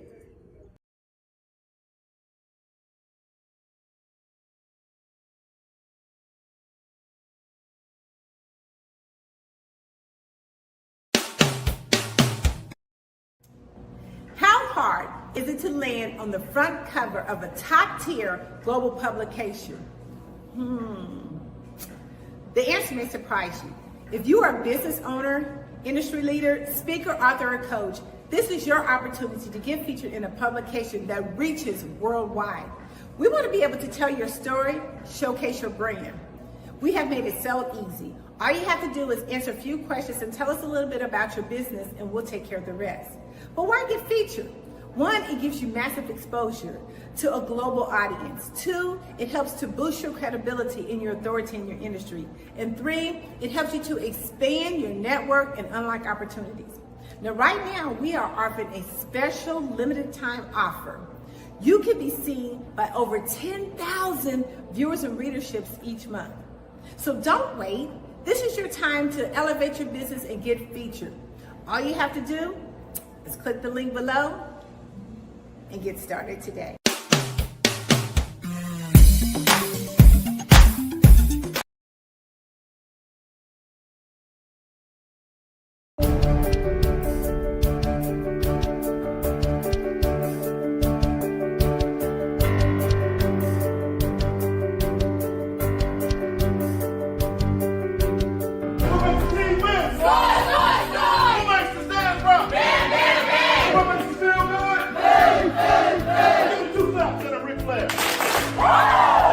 When you hear the word extraordinary, what words come to mind? Outstanding, above and beyond, yes, way above average, amazing, huge, right? Well, here's what I want to tell you. The only difference between ordinary and extraordinary is extra. The only difference between hot water and boiling water is 1 degree. You see, at 211 degrees, water's hot, right? 212 degrees, it boils. With boiling water comes steam. With steam, you can power a train. 1 degree. The only difference between winning and losing is belief. The only difference between a person living their full potential and not reaching their full potential is desire. Continue adding that little extra in your community. There's a difference between success and significance. Success is adding value to yourself. Significance is adding value to other people. The question you have to ask yourself there is, how can I add value to them? So you have to be intentional about how you're going to add value to that person. Everybody wants to know that you have something good planned for them. 1, 2, 3, down.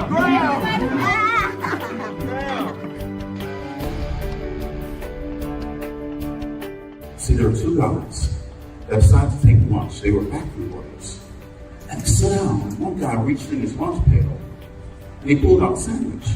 And he looked at it and he says, oh my God, this is another bologna sandwich. He goes, I don't want another bologna sandwich. I hate bologna. Why do I keep having bologna sandwiches?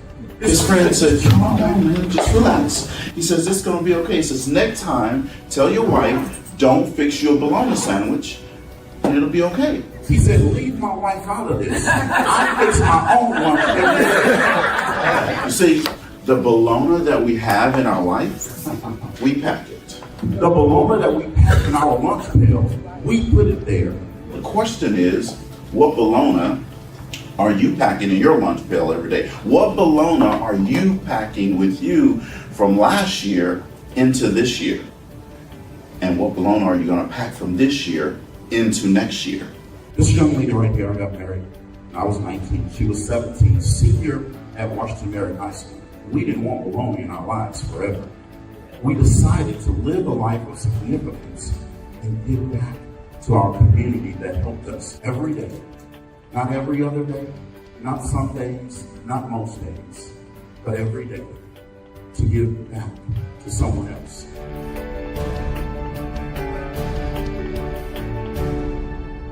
The harder you fall, the higher you bounce back. I was born in a little village on the island of Haiti. Many deadly diseases pounded me.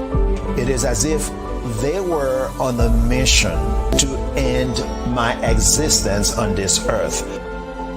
I refused to give up.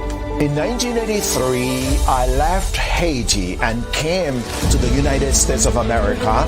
And I came with $5, 2 shirts. I didn't speak any English. I came to Atlanta. I got a job. I was a doorman. I was a doorman with a dream. What I used to come on stage. I'd rehearse this moment that I'm standing in front of you. That's the power of a dream. Maybe today is the day you begin acting as if you already have it. And then step out with full force. Take a risk. No condition is permanent. Don't let your situation distract you. You are chosen. You are called. You are born for a purpose in this life.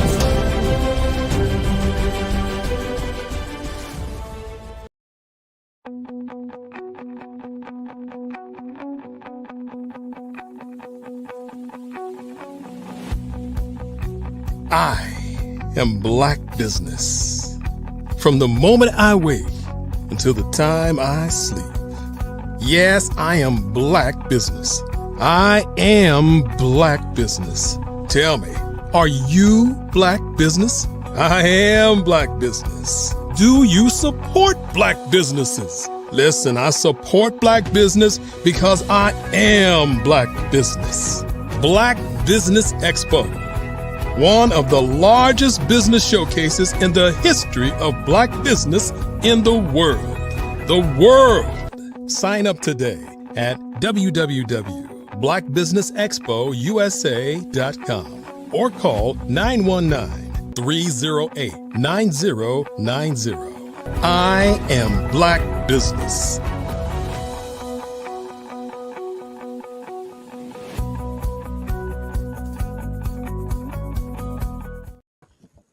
Good afternoon, business owners, entrepreneurs, thought leaders, and corporations.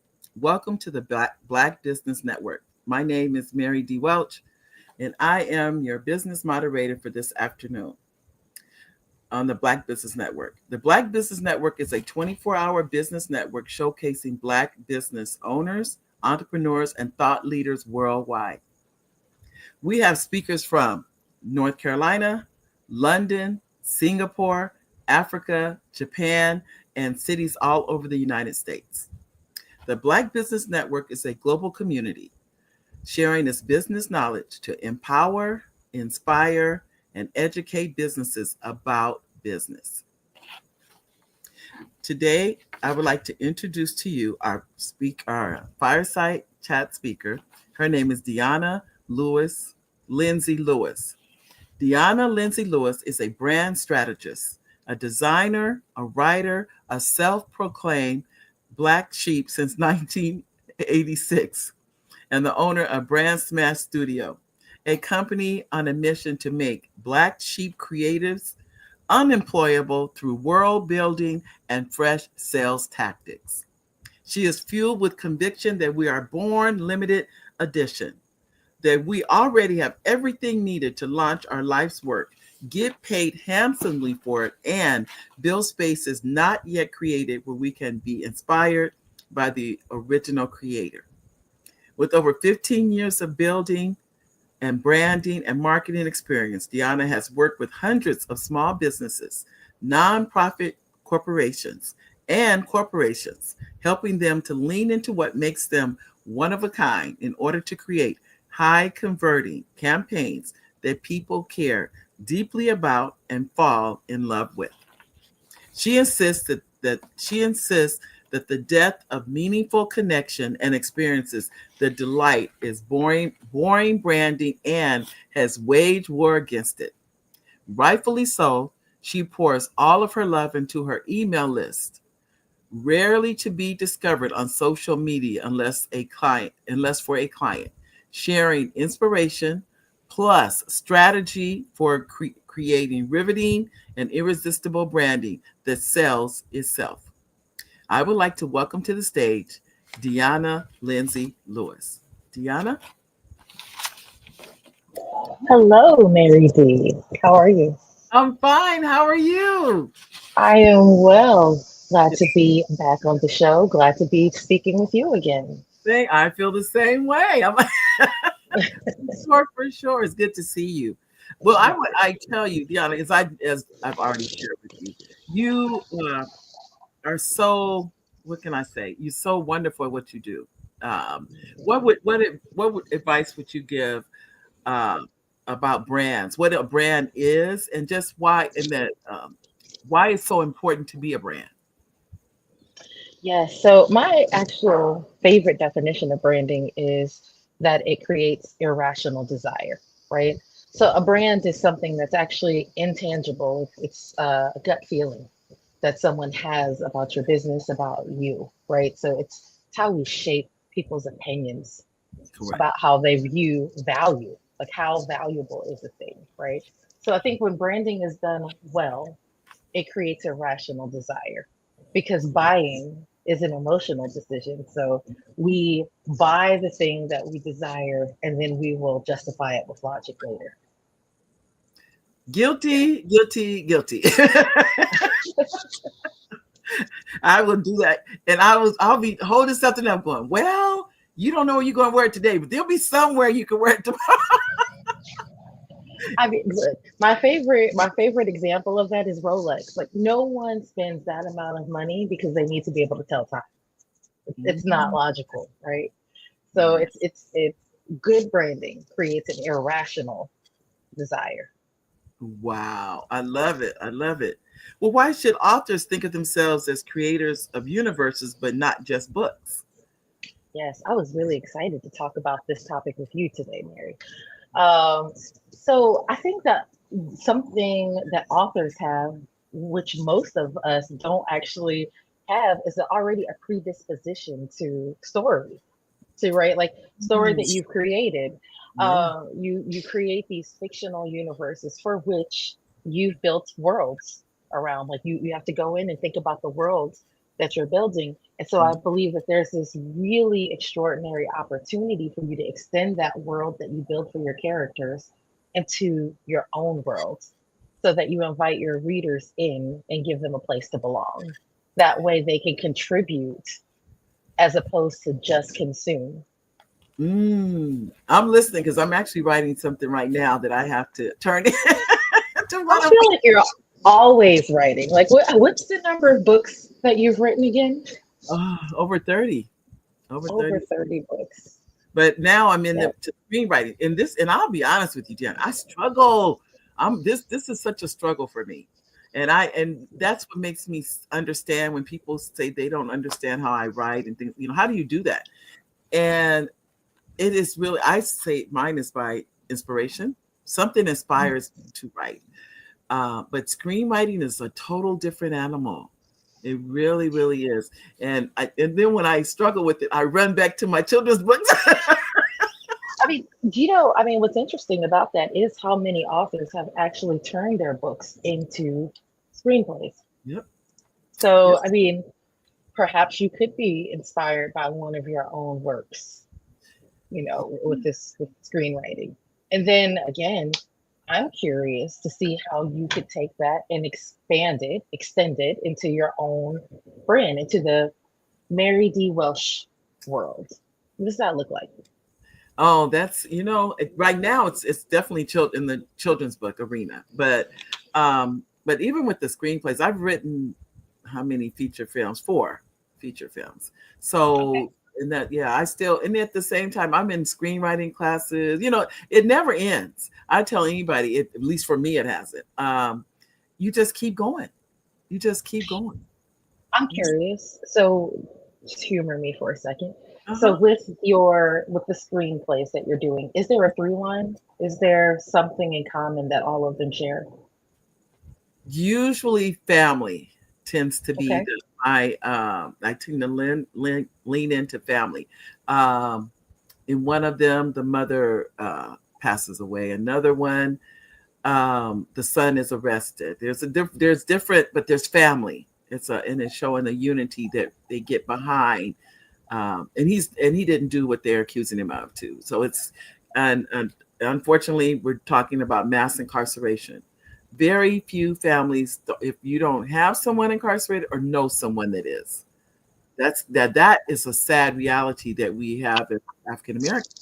Um, I was just talking to somebody recently. Every single person was five. If it wasn't an immediate family member, it was a cousin, it was an uncle, it was a friend of a friend, but not one person in that group could say they didn't know anyone. That is to me a sad reality. Yeah. Yeah, that's interesting. hmm But anyway, that I don't want to focus on the negativity, I guess you could say, but this is a reality. I say that. I'm actually writing about that, truthfully. I mean, there's so much to write about. There's no limit. There's no limit. What's the cost of not building a world around your work, especially in today's attention economy? Yeah. So we all know you were just speaking with was it Dr. Barbara ahead of me about AI, right? So when Yes. we have information now at the tip of our fingertips, we can get an answer in 2.5 seconds. We've got TikToks. I was just speaking to my children who can't even sit still long enough to listen to a full 3-minute song because they're just used to the very short sound clips that you get on TikTok. Our attention spans are shorter than ever. And so the opportunity that you have with building a world is immersion, right? Like Mhm. the way that you hold attention is to Mhm. actually engage your reader or your consumer by actually immersing them in an experience, I right? like that. Yeah. People that just sitting back and consuming, the attention span on that, it's very, very short. But you Yeah. can really hold hostage attention if you can create an amazing experience for someone. Mhm. But I know too, I in some of my classes they say you have 10 to 15 minutes when someone is watching your film, they're going to decide in the first 10 to 15 minutes if they're going to keep watching. So you literally, if you notice, many films start out with a bang. And that's because their goal is to grab you, to keep you, because they understand we only have 15 minutes. And they'll decide whether to watch it or turn it in 15 And if minutes. that's the case with film, then it's offering a lot of grace because 15 minutes is actually a very long time. Mhm. So if you're creating, like you creating video for social media, Mhm. the time frame for that is actually 15 seconds, Right. not 15 minutes, right? And if you're writing a piece, and as an author, I know you'll understand this, like you've got to have a hook, right? That hook, you've got 1 second. 1 second to capture someone's attention. And, I always say that the job of the line that you're writing, the Mhm. only job it has is to get the reader to read the very next line, right? And That's then true. the next, right? It's all about just holding attention. Yeah. Attention is the most valuable currency these days because you can be amazing at what you do. You can have amazing content, copy, your books can be riveting, but if you can't get anyone to pay attention to it, then what is it all for? You don't have anything in that sense. That's what that's what it amounts to. I know I was mentioning earlier the new children's book I have called When I Was on the Moon. I actually just said the words when I was on the moon, and someone said, "Where can I get that book?" I love that. Yes. Yes. And do you know what I love about that? That's actually, and I actually use this in marketing as well. It's called flash fiction, right? So it's Yes. like literally that book title is the perfect example of flash fiction. It's can you tell a story or start a story in just one line? Yes. So you Well, say that, and yes. it's so evocative. When I was on the moon, and just immediately you get that visual. We can see it. It's so evocative. So that's actually what makes that Oh, super powerful. it was, and that came from a conversation. I Oh, was on the phone, a conversation, and the gentleman he said, when I was on the moon. That's what he said. I said, awesome. wait. He said, what's the matter? I said, that is a book. And I just wrote it down. I literally wrote that book in about not even 2 hours, I don't think. I knew instantly that it was a book. It wasn't something now I get, which I've shared with you, it's like a buzz when I hear something like that. And I'm like, that is something. And when the lady said to me, where do I get that book? That's how I knew that buzz was there. Now, let me show you something. I have not had the pleasure of reading that book, right? Although now I'm sure I need to go purchase it for my children. But take something like, you're an author, so take When I Was on the Moon, and now think about if you applied it to the story of the family dealing with incarceration. But the title is the same. Yeah. Yeah. And that title could literally be, and so whenever you can do that, you actually have a premise for your entire world. You could take that one line and build an entire world around it, and all of your stories and screenplays can fit within it. Just different Wow. characters, different storylines, but all under that premise. And it's extremely intoxicating. Like it's a really good line, whether it's for children or adults dealing with mass incarceration. You take something that, as you said earlier, felt really negative, and then you put it through the lens of When I Was on the Moon, and suddenly it feels like possibilities. Oh yeah, it really does. It really does. But I remember when I paused, he said, "What is going on here?" Because now think about it, he said the words, but he didn't get the vision of the words. He just voiced them and kept going. And so had I not stopped, it was like, and I would tell anybody, it's like you grab it out of the universe. Had I not stopped right then and wrote it down, this book would not exist. And it happens every day. I tell We anybody. built an entire universe around that for you, Mary D. Like I could totally see you sitting on the moon in a photo as your author photo instead of going so typical. Mind you, I haven't seen your author photo, but I think we go with the typical headshot. But how much more interesting would you be, and how much would you grab my attention if instead you look like you were thinking, contemplating while sitting on the moon? I love it. I love it. See, but that's your wheels are always turning too. They're always, they're in you. I've come to terms. This is who we are. This is who we are. Our minds are geared to, like I said, that a friend said, ideas are in the air. They're there.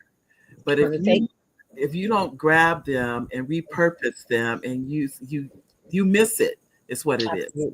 You know, it happens every single day. How do you respond to an author who says, I just want to write? I'm not a brand. Right. So that would be the difference between a hobbyist and someone who actually wants to build a career around selling their books. Now, mind you, I hope that when you do write, it is from a place of I just want to write. Hopefully, that flows from a place of passion. But once you've put the passion on the page, you must do something with the book. Either it's going to set in your library for your own personal use, or you want it out in the world for mass consumption.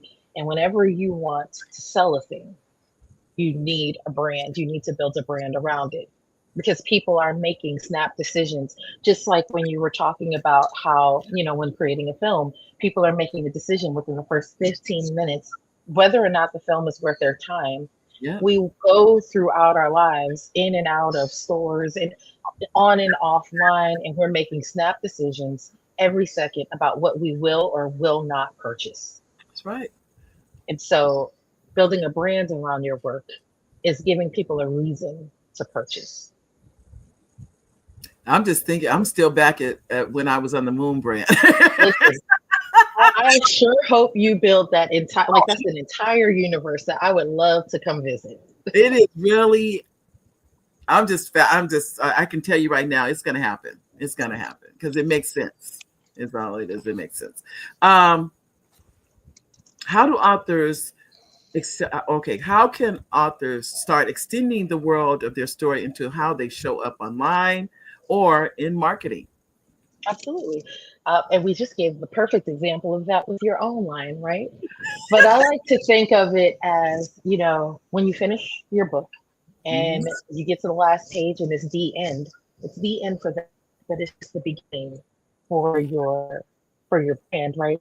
What would happen if you took that book and then extended the world? So one of the ways I like to begin to think about this is like the wizarding world of Harry Potter, right? You think about how vivid the world building is in those books and how now people are choosing what houses they belong to. They're running around with like the cloaks and practicing, the spells. Or I think there's even a function on my iPhone that if I don't want to say her name because she might talk, but you say the name and you're like luminous and then it turns the flashlight on. I mean, it's literally ingrained into our culture. So if you were to think about any book that you write, it's easier with fiction, but still possible with nonfiction. Right. But you gave it what I call the Disney effect, right? So whenever you go to Disney World, they usually are choosing a popular movie or they're choosing a popular book. And then they take that and literally build a world as a theme park, as an exhibit. Oh gosh, I don't know if anyone's seen the Avatar exhibit in Animal Kingdom. It is next level, right? So if you thought about your book after you finish writing it, right, and you thought about it from if Disney were to pick this up and create a theme park attraction for it, what would it look like? What would it feel like? What type of merchandise would I sell? What would the t-shirts say? Would there be stickers? Would we have cups? Right? Like your Zoom background. What would that universe look like behind you? Right? Like again, your author photo, the back of the book. Like how do we extend this? What type of language do your characters use? Can you use some of that in your own language, in your own content? Does it want to belong on a sticker? Is it, like how do we bring some of these touch points into the real world, right? You think about something like, and what's crazy is the fact that I don't think enough authors, yes, your medium is pen to paper, written word, but I don't know why enough authors don't think of themselves as film creators, right? So many books get translated to movies.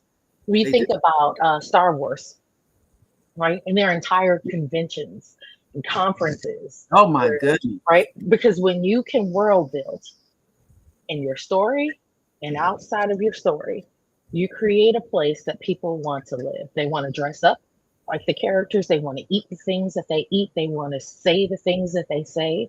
And you create an entire universe for people to live in exchange for what's happening with the attention economy right now. Fan-centric or fan-driven economy, which is part of world building, is taking off like you would not believe, right? Wow. And what I mean by that is that you give your fans, your readers, your consumers an opportunity to shape your world. Because what happens when we feel that we have ownership of something? Or what happens when we feel like we've thrown an idea out there that's then gotten incorporated into like the story or into the character's world? Now you've turned me into an ambassador, like a world ambassador, an advocate, and I'm going to go tell everyone, right? Yeah. It's the strongest form of marketing without, I don't know, exhausting yourself on social media, right? Well, it's still word of mouth is always the strongest marketing you could ever have. Isn't that still, even with what we have, it's word of mouth. Absolutely. Because we trust the people that, near us to say, this is whatever they're saying about, I'll use what's out now, Sinners, the movie Sinners. When the first weekend it came out, we didn't go see it, When I saw the reviews, I couldn't get there fast enough. I was like, I need to go see this movie. Because all people, they were out and every people were talking about it so much till I didn't want to not be one of the people that didn't see it or hadn't seen it. Oh, I'm so the opposite. I've got to admit, I still haven't seen it, but I haven't seen it because of the reason you just like. I feel like the hype is it's like so electric. I'm afraid that I might actually be let down.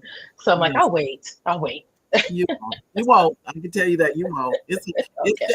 good. I'm actually going to go see it again. That's how good it is. Yeah, that's awesome. But you're looking at art. That's Yes. what. Yes. That it's not just a movie that we're looking at. You're looking at the artist of the director, the writer, and the talent, which is Michael B. Jordan, literally at the top of their game. It is so phenomenal to see From that. the costumes to the movies I mean, think about how easy it would to write a book, even if you did a nonfiction book and accompany it with a playlist. Wow. You know, for your readers.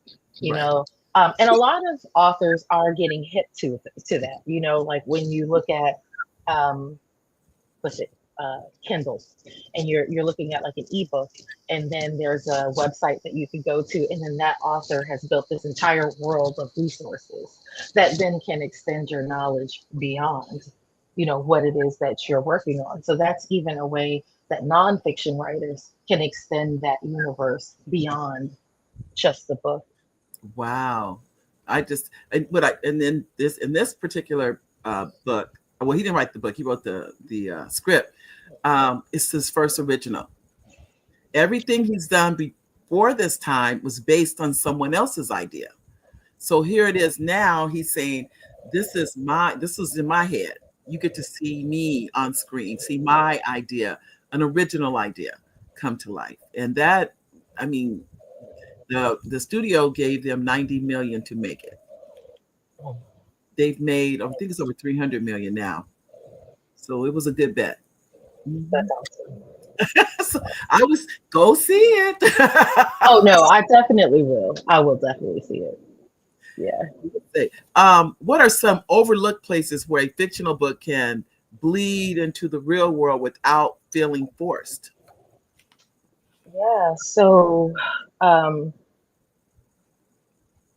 like to think about, especially with fiction, going back to like what I was just saying about how nonprofit writers can extend their world beyond the book. I think that where a lot of fiction authors may be missing the mark a little bit. You put your books out there for sale. Right. You have a book launch. Maybe it goes well, maybe it doesn't. However, it's out there. Then you decide you're going to write a second book. And then when you write that second book, you have to hope that all your fans are still out there somewhere and that they're willing to invest in you a second time, right? What nonfiction writers are starting to get right in the world of marketing and world building is, again, with ebooks, being able to put, or even if it's a physical book and you put a QR code or go to this website for free downloads, when you do that, they are collecting your email address. That's right. Right? Which means that the next book that they put out, they have a list of people that they know have already purchased from them. These are warm leads. These are warm leads. Actually, at this point, they're hot because they've made a purchase. The opportunity to convert another buyer from hot, that's already hot, is like 4 times more likely than a cold lead, right? So if fiction authors found a way to do the same, why are we not collecting the email addresses so that we can then extend the relationship? Let's extend the lore. Maybe in between books, you're giving everyone on your email list like I don't know, a secret next chapter that you don't even know, you'll never see unless you're here, or maybe a backstory behind your favorite character, or just like secret Easter eggs that they can find so that we keep them in the world until you're ready to launch again the next book, right? And then you've kept going and they're hot, ready to buy. Wow. And you're right, because I do have an email list, but I started it innocently, truthfully, not for any particular reason. And what I don't, in fact, when I started the list, I did not have any books, if you think about that. And so I just wanted to share information with the community. And it has turned into a relationship that I never experienced. They're committed, they're there, they're like, we're here for it. They really are. And it's been gratifying to me also. I will honestly say. And imagine having that demographic, psychographic information of people that you knew spent their money on you, right? Yes. Like to know that they purchased from you, and you get to start to learn things about your audience, like what percentage of them are female versus males, where they're coming from, what's like when you're thinking about a book tour, where am I going to go, and knowing that most of your purchasers come from a certain region or part of the country, like being able to make smarter decisions from the very simple act of just including a link to some free or exciting resources so that you can get those email addresses of all your buyers. So I would say that that's definitely an overlooked thing that all authors could be doing that would just make a tremendous impact on their sales and on their brand. And I have the link in my book. It links back to the website, but I don't have the QR code. So going forward, the QR code will be on every book. And I need it to not link just to the website. We gotta give them exclusive content. We gotta take them somewhere so that, because you know what happens when you send them to a secret or hidden web page? You immediately turn them into an insider. I love that. I love that. And people like that. I'm actually starting with the email list. I haven't sent it out. Now you're getting some insight. I'm starting a VIP circle with my email list where they're going to get more of me, and I'll have private webinars, just time with them. So they get to know me better, I get to know them better. And only if you're in the VIP circle will you be invited to these things. And that's it's just when you can make someone an insider, then you've got a loyal fan base, and you can print money literally with a loyal fan base. I think I'm gonna make $7 a month. That's what the membership is. That's what I'm starting at the it's just, and I don't really know if people will sign up or not. I have no way of knowing. But there's only one way to know, and that's to put it out there. Oh, Mary D.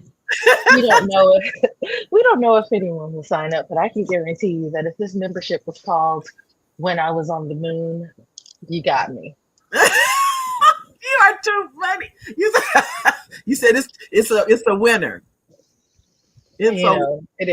Oh, it is. Winner, chicken dinner. That's what. Yes, ma'am. I mean, I would wear it on a T-shirt. It passes the T-shirt test. Wow. That's a conversation starter. You at the grocery store. It's. While we were talking, I actually went to GoDaddy and bought it. I said, I love that. Yes. Oh, I get it. Smart. You can't play with these things. That's what it is. Absolutely. I sat there. I said, "Oh no, you better go ahead and buy it, because if you don't, somebody else will." Yeah. And make it clear that you have every intention to trademark it as well. I think this counts since it's recorded. But I'll tell you, as you know, and the two of us still have to do our one-on-ones. We definitely do, for sure. Well, I know, can you give an example of the detail of a book world that can become a part of an author's brand world? Absolutely. So, oh gosh. All right. I'm going to be a nerd for just a second. The Great Gatsby. I don't like the book, right? There's a lot of symbolism in that book. One of them was the green light, the color green, and what it meant. So, you could take any sort of symbolism from your book and then bring it into your world. So had I written any type of book with the symbolism of a green light, I might actually have one behind me on my shelf, right? I might wear green. So there are ways to just bring symbolism from your book into your actual world. That's one way. And again, like we said, some of the phrases, the lexicon, the words that your characters use, those can easily be turned into stickers. They could be placed on mugs. They become T-shirts, like we just said. So just some of those things that just contribute to the culture, or just the ideas behind the books, just sprinkling them in, bringing them in to your environment, on your social media. It might even, you might even want to change up your email signature periodically with lines that were fan favorites. One of the other benefits of publishing on something like Kindle is, as an author, you get to see what the readers highlighted. So now you get to see all their favorite lines. What happens then when you're like, you know what, I'll rotate my signature out in my closing with some of those fan favorite lines. So it's like, are we taking advantage of the tools that are out there that's giving us information and giving our people, giving our fans, our consumers more of what it is that they want? Wow. I know we're not. And I think a lot of people don't know a lot of tools that are available for free, but they don't, sometimes we just don't know. That could be. And so and then plus we're so inundated with so much social media. So it is really, so that's another, I mean, it's an opportunity, but at the same time, it's a lot to unpack. This is why, I mean, and I'm like, honestly, if you look me up on social, I'm there, but I'm not there, right? Like, I exist, but that is not where I spend my time, but that is the benefit of world building, because you get to decide what channel that is. And as long as you make it good, like most of the people who follow me, they know, get on my email list. And every time I run into someone, they're like, I love your emails. And that's where I spend my time. And I need to get on your email list. Exactly where I spend my time. Yes. So, and that's where our world builds, so it's like a secret language, like a secret hangout, speakeasy with just you and your people, and the rest of the world disappears. It's like, who cares? Wow. Right. Love it. I love it. How do you keep a brand world feeling expansive and not gimmicky? Yes. So that brings me back to one of the first questions I asked you, which is, when you look at your body of work, is there a through line? Is there something in common so that you can tie them all together and give everything greater meaning? You know what I mean? Like, you clearly have something that you want to say or bring attention to as far as mass incarceration. And that's cool, right? Like, it's a thing. There's plenty to say, lots of topics on it. But who has ever heard of talking about mass incarceration through the lens of when I was on the move? Oh no! Now, you now you get to paint.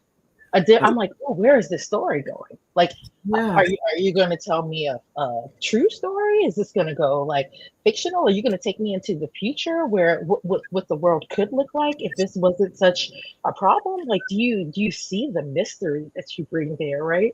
And then to build an entire world around it and allow me to live in it for just, if even for just a few moments, that's the wonderful thing about books, is it transports us away from our own reality and into another, if only for a moment. And that's the power that you wield as an author, right? So like, when you think about expanding, you're creating an expansive world that ties all of your work together, as opposed to gimmicky and cliche. And I don't think I don't think it's gimmicky or cliche, but how, I mean, I can think of so much to go with that. My mind is like, like your array of sunshine, like your smile just lights up the screen, right? Like I could feel the energy through the camera. Like, you've got something special. Only you could own that phrase. Only you could tell me that story. And that that is what also makes it expansive and not gimmicky, that it's rooted in something that comes from a place of authenticity. Oh, thank you. Like as when you were talking about Star Wars, I thought about Lucas, how he could have never. I don't think so. I could be wrong. I don't think he saw what it would become, but he knew to Oh yeah. protect. He knew to Yes. protect it. He had all the protections in place. But where it is now and where he started from, I can almost guarantee he never saw this. No, no, no. But that's the thing. I mean, what I do know, right, is while they weren't planning to build an external world, Right. the internal world building was so good Yep. that people were going to build it for them, whether they expanded it or not. It's true. So, right. It's So, true. and again, like, I enjoy having this conversation with you today because a lot of times when I talk about world building, I have to start by explaining what it is, right? Mm, But authors understand world building. You start it in your own projects, so it's not too far of a jump just expand it beyond the end. right. Here's the beginning of my world, where my book ends, where my book ends, my world begins. Right. Oh, yeah, it is, and the fact that you can do that, and we all can. I think, as I said before, the ideas are in the air because I have seen there's different ideas I've had, and I've seen people write similar, usually not exactly, but something similar, and I think, well, I know I didn't tell them that, so that's telling you that the ideas are floating around. They had the same idea I did, or similar. I said a similar idea. You know, one of the movie that changed my work and therefore my life with it was actually Avatar. I was so blown away. Mhm. Like I'd always been aware of world building, but I don't know that I'd seen it executed at such a level of I got lost in the creation of it, right? Like they hired a linguist to I know. create the Nazi language, right? Uh-huh. From the flora and the fauna Yeah. to just the fact that they decided this wasn't a planet, it was a moon, right? Yeah. And that they breathe in carbon monoxide. So I'm like, Mhm. whoa, you start to think about the laws of a world, the animals, the vegetation, the language, and I'm like, that's branding. Yeah.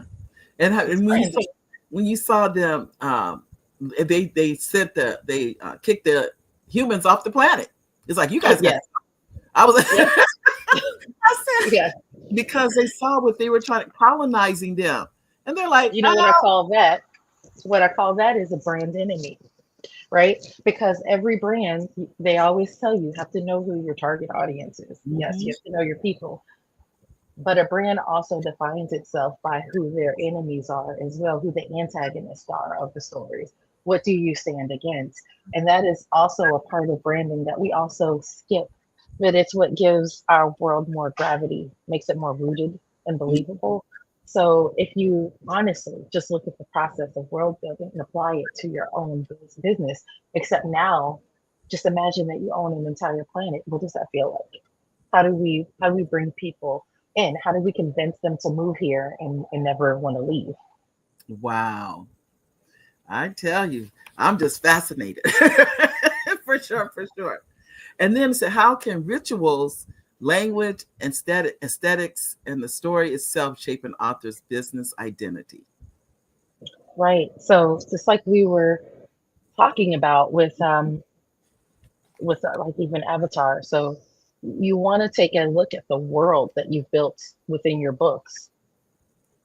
I imagine that, when I think about when I was on the moon from an aesthetic standpoint, Mhm. that's going to feel very modern and fresh, but also maybe have some like I don't know, there's a vintage quality there that could be almost like steampunk beautiful, but like coppers, golds, grays, like what does this world start to feel like? And then why not make that the foundation of your brand? A lot of us, we start a business and we're like, oh, what are my colors? And we just pluck them out of thin air. No, just as an author, Mhm. take a cue, take a beat from the worlds that you've already created, and Mhm. how can you just extend that or expand that into your real world? Bring a little bit of that into your real world as well. Like you think about Walt Disney, right? And what he created. I've never been to his home, but we would all be sort of like seriously disappointed if it was, I don't know, like super corporate and weird. Like, like that we expect magic if we were going into the homes of like Walt Disney, right? So it's like when you create these worlds, we expect that the products, that the services that you create, that there's alignment in your real world. If there was a huge, difference, that would turn us off. You'd lose us. You'd lose us. It's true. So you've got to take a look at your work and figure out, how do I bring that into my real life, into my office space, into my home, into on social media.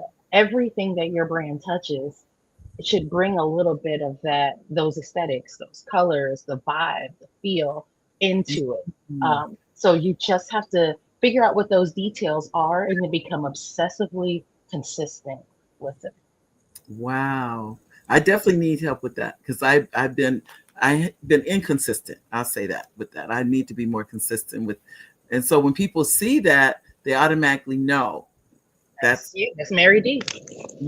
I love it. What's the difference between selling a book and creating a world people want to belong to? The difference is transaction and transcendence, right? So when you sell a book, if you don't build a world, it's a one-time transaction. Right. And then you got to figure out how in the world to sell the next, right? Whereas if you build a world, like I said, and you keep them there, whether we're dripping content or Easter eggs, talking to them, building community and relationship in between the next, then we create a world where they're just starving for the next project, just waiting. And they're going to keep buying, because each book that you produce, each product that you produce, is revealing a new chapter of the world to them. Like they just go deeper and deeper and deeper into your world, as opposed to just a one-off transaction. And you may lose that reader, never hear from them again. That sounds like, to me, like Star Wars, Star Trek. These two, think about it. They're both talking about worlds that we've never seen. Basically, they were in someone's mind and someone's idea, but we have latched onto them as though they're free, that they're real. That worlds really do exist out in out in space. Yes. It tells you, but that's that good storytelling, like you said. They're excellent storytellers.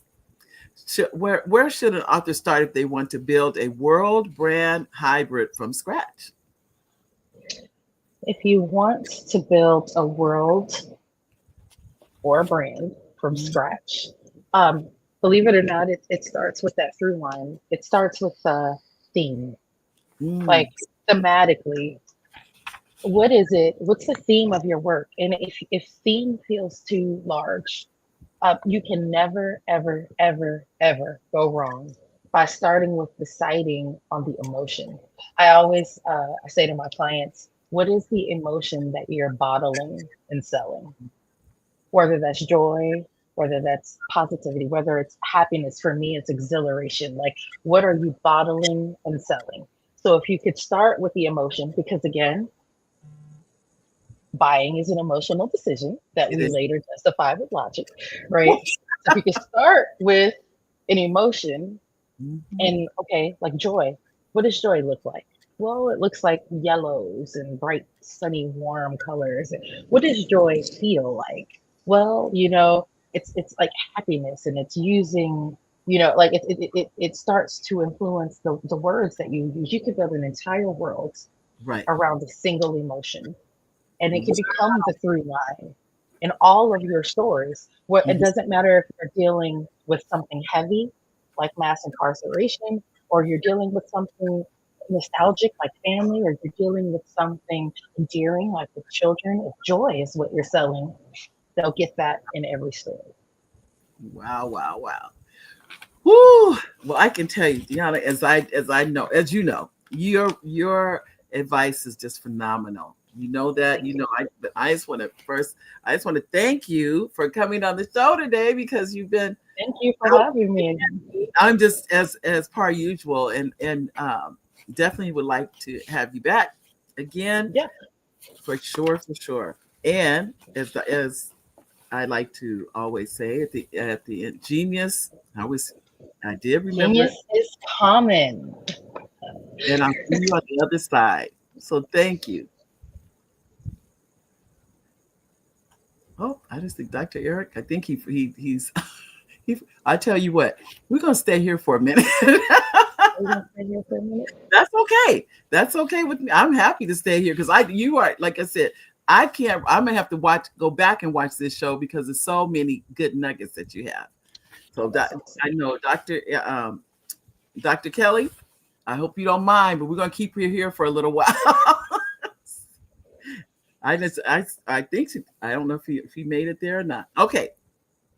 Can you tell me how can an author use their backlist as part of their world building strategy? Ooh, yes. So your backlist becomes the foundation to, let's say, your world map, right?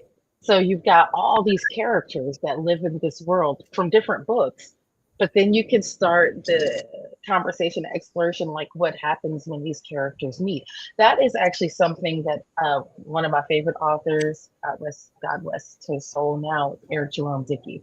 I love how you'd be reading one book and one of his characters pop up and he doesn't even necessarily say the name. You know by the description, oh, that's Arizona from this other book over here, right? Like, how can your characters live in the same universe, right? How can you introduce people to your world through read this first, read this second, and then this third. Now we can start to curate the journey almost like custom playlists, built off of emotions.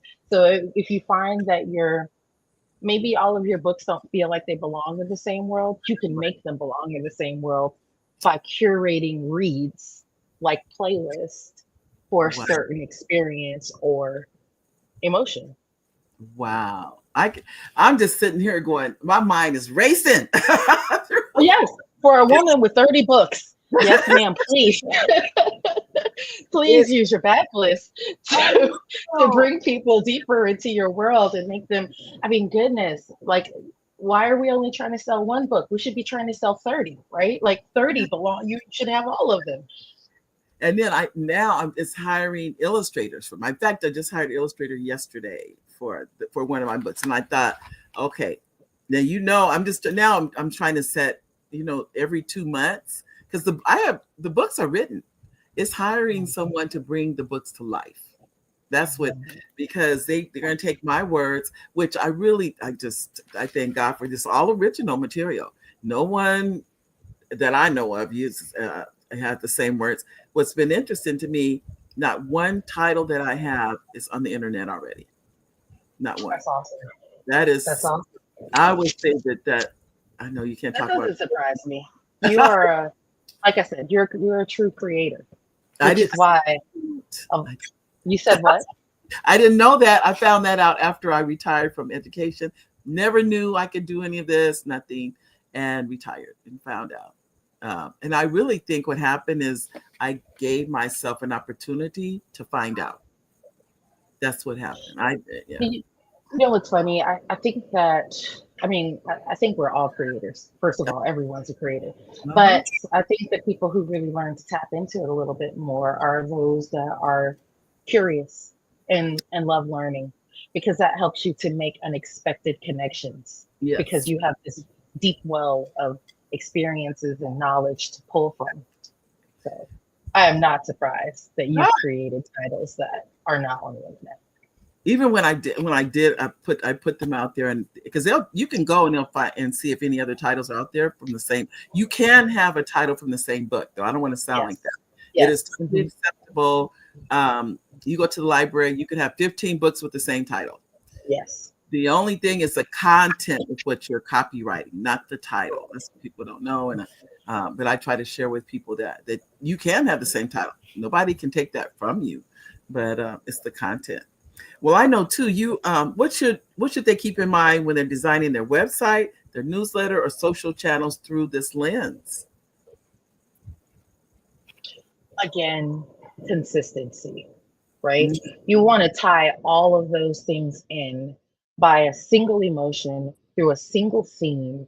You want there to be consistency across all of those platforms. Your website should feel like your newsletter, should feel like your social media, should feel like your email signature, because they all belong to the same world, right? So this is just an invitation to someone stepping into your world. We are trained to notice when things are disjointed or where there's a gap.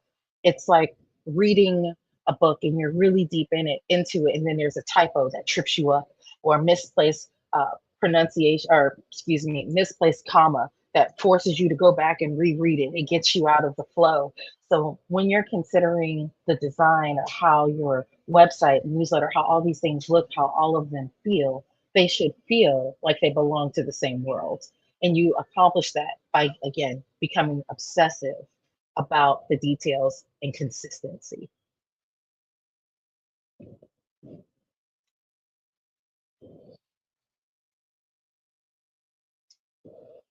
So world building. World building is a great lens to look at branding. Branding, I think, sometimes can feel very technical, maybe even intimidating. A lot of people think, I don't know how to do it. But again, if you give yourself the opportunity to consider that you're building your own world, then you could think about what that looks like. What would you call the planet? What laws govern the planet? What does the atmosphere feel like? What does the terrain look like? Because you could start by building there, just allowing yourself to imagine, and then be inspired by what you create. Pull from the colors, pull from the feeling, think about who lives there. And that's how you find your people, as opposed to just your standard, you know, target market avatar that feels like you're just guessing. Um, World building gives you a more practical way to just get started and to build something deeply rich and extremely immersive.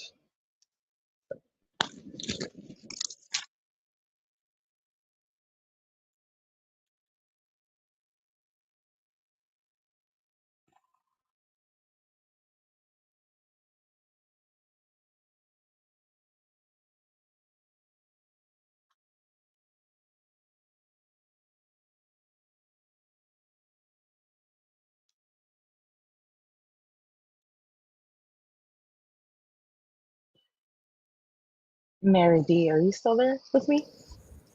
I'm right here. Okay, awesome. I sometimes I think when they take me off stage, it's just so that the audience can focus on you and hear what you're saying, and I really do appreciate that. Well, I know too, Deanna, as I'm going through everything that you're saying, is that I'm writing, trying to keep the notes, because I know they're so important. Because, well, let me ask you this before we end our fireside chat. Can you share a favorite example of an author who built a world that transcended book? Yes, J.K. Rowling, which, we just talked about. J.K. Rowling, Harry Potter series, you know, she did a wonderful job building that world within the book, but then also being able to extend that into the real world. And you know that you built something special whenever you create a world and then the fans take it and just take off with it. Again, that brings us back to that fan centric economy, which I believe we all should be striving for. The landscape has really changed. Before social media, all of the communication was just one way communication. Social media gets introduced, and now we have two-way conversations. We can now converse with the people who purchase our products, who purchase our books. And now I think that with the rise of just AI, with the rise of technology, what people are looking for now is experience. So that takes us out of even just a two-way conversation to something that is extremely immersive. And J.K. Rowling with her Harry Potter books, she killed that. She killed it. So you know that you've made it. You've hit the pinnacle of success when your fans take your work and run with it. Wow. That's what we all can only strive for that. And to your point that you made earlier, I don't think that we necessarily go in to create our works with that in mind, thinking that that's going to happen. But man, that's why I think if we get it right at the foundational level, world build, if we build a world believable and one that people want to belong to, I think that is inevitably where we will. Wow. Well, I'll tell you, I'd like to thank you, Deanna, for being on the show today. Thank you. And really do appreciate you. And Genius is coming, and I'll see you on the other side. Absolutely. Now, I am Black Business. From the moment I wake until the time I sleep, I am Black Business. I am Black Business. Are you Black Business? I am Black Business. Do you support Black businesses? I support Black business because I am Black Business. Black Business Expo, one of the largest business showcases in the history of Black business in the world. Sign up today at www.blackbusinessexpousa.com or call 919-308-9090. I am Black Business.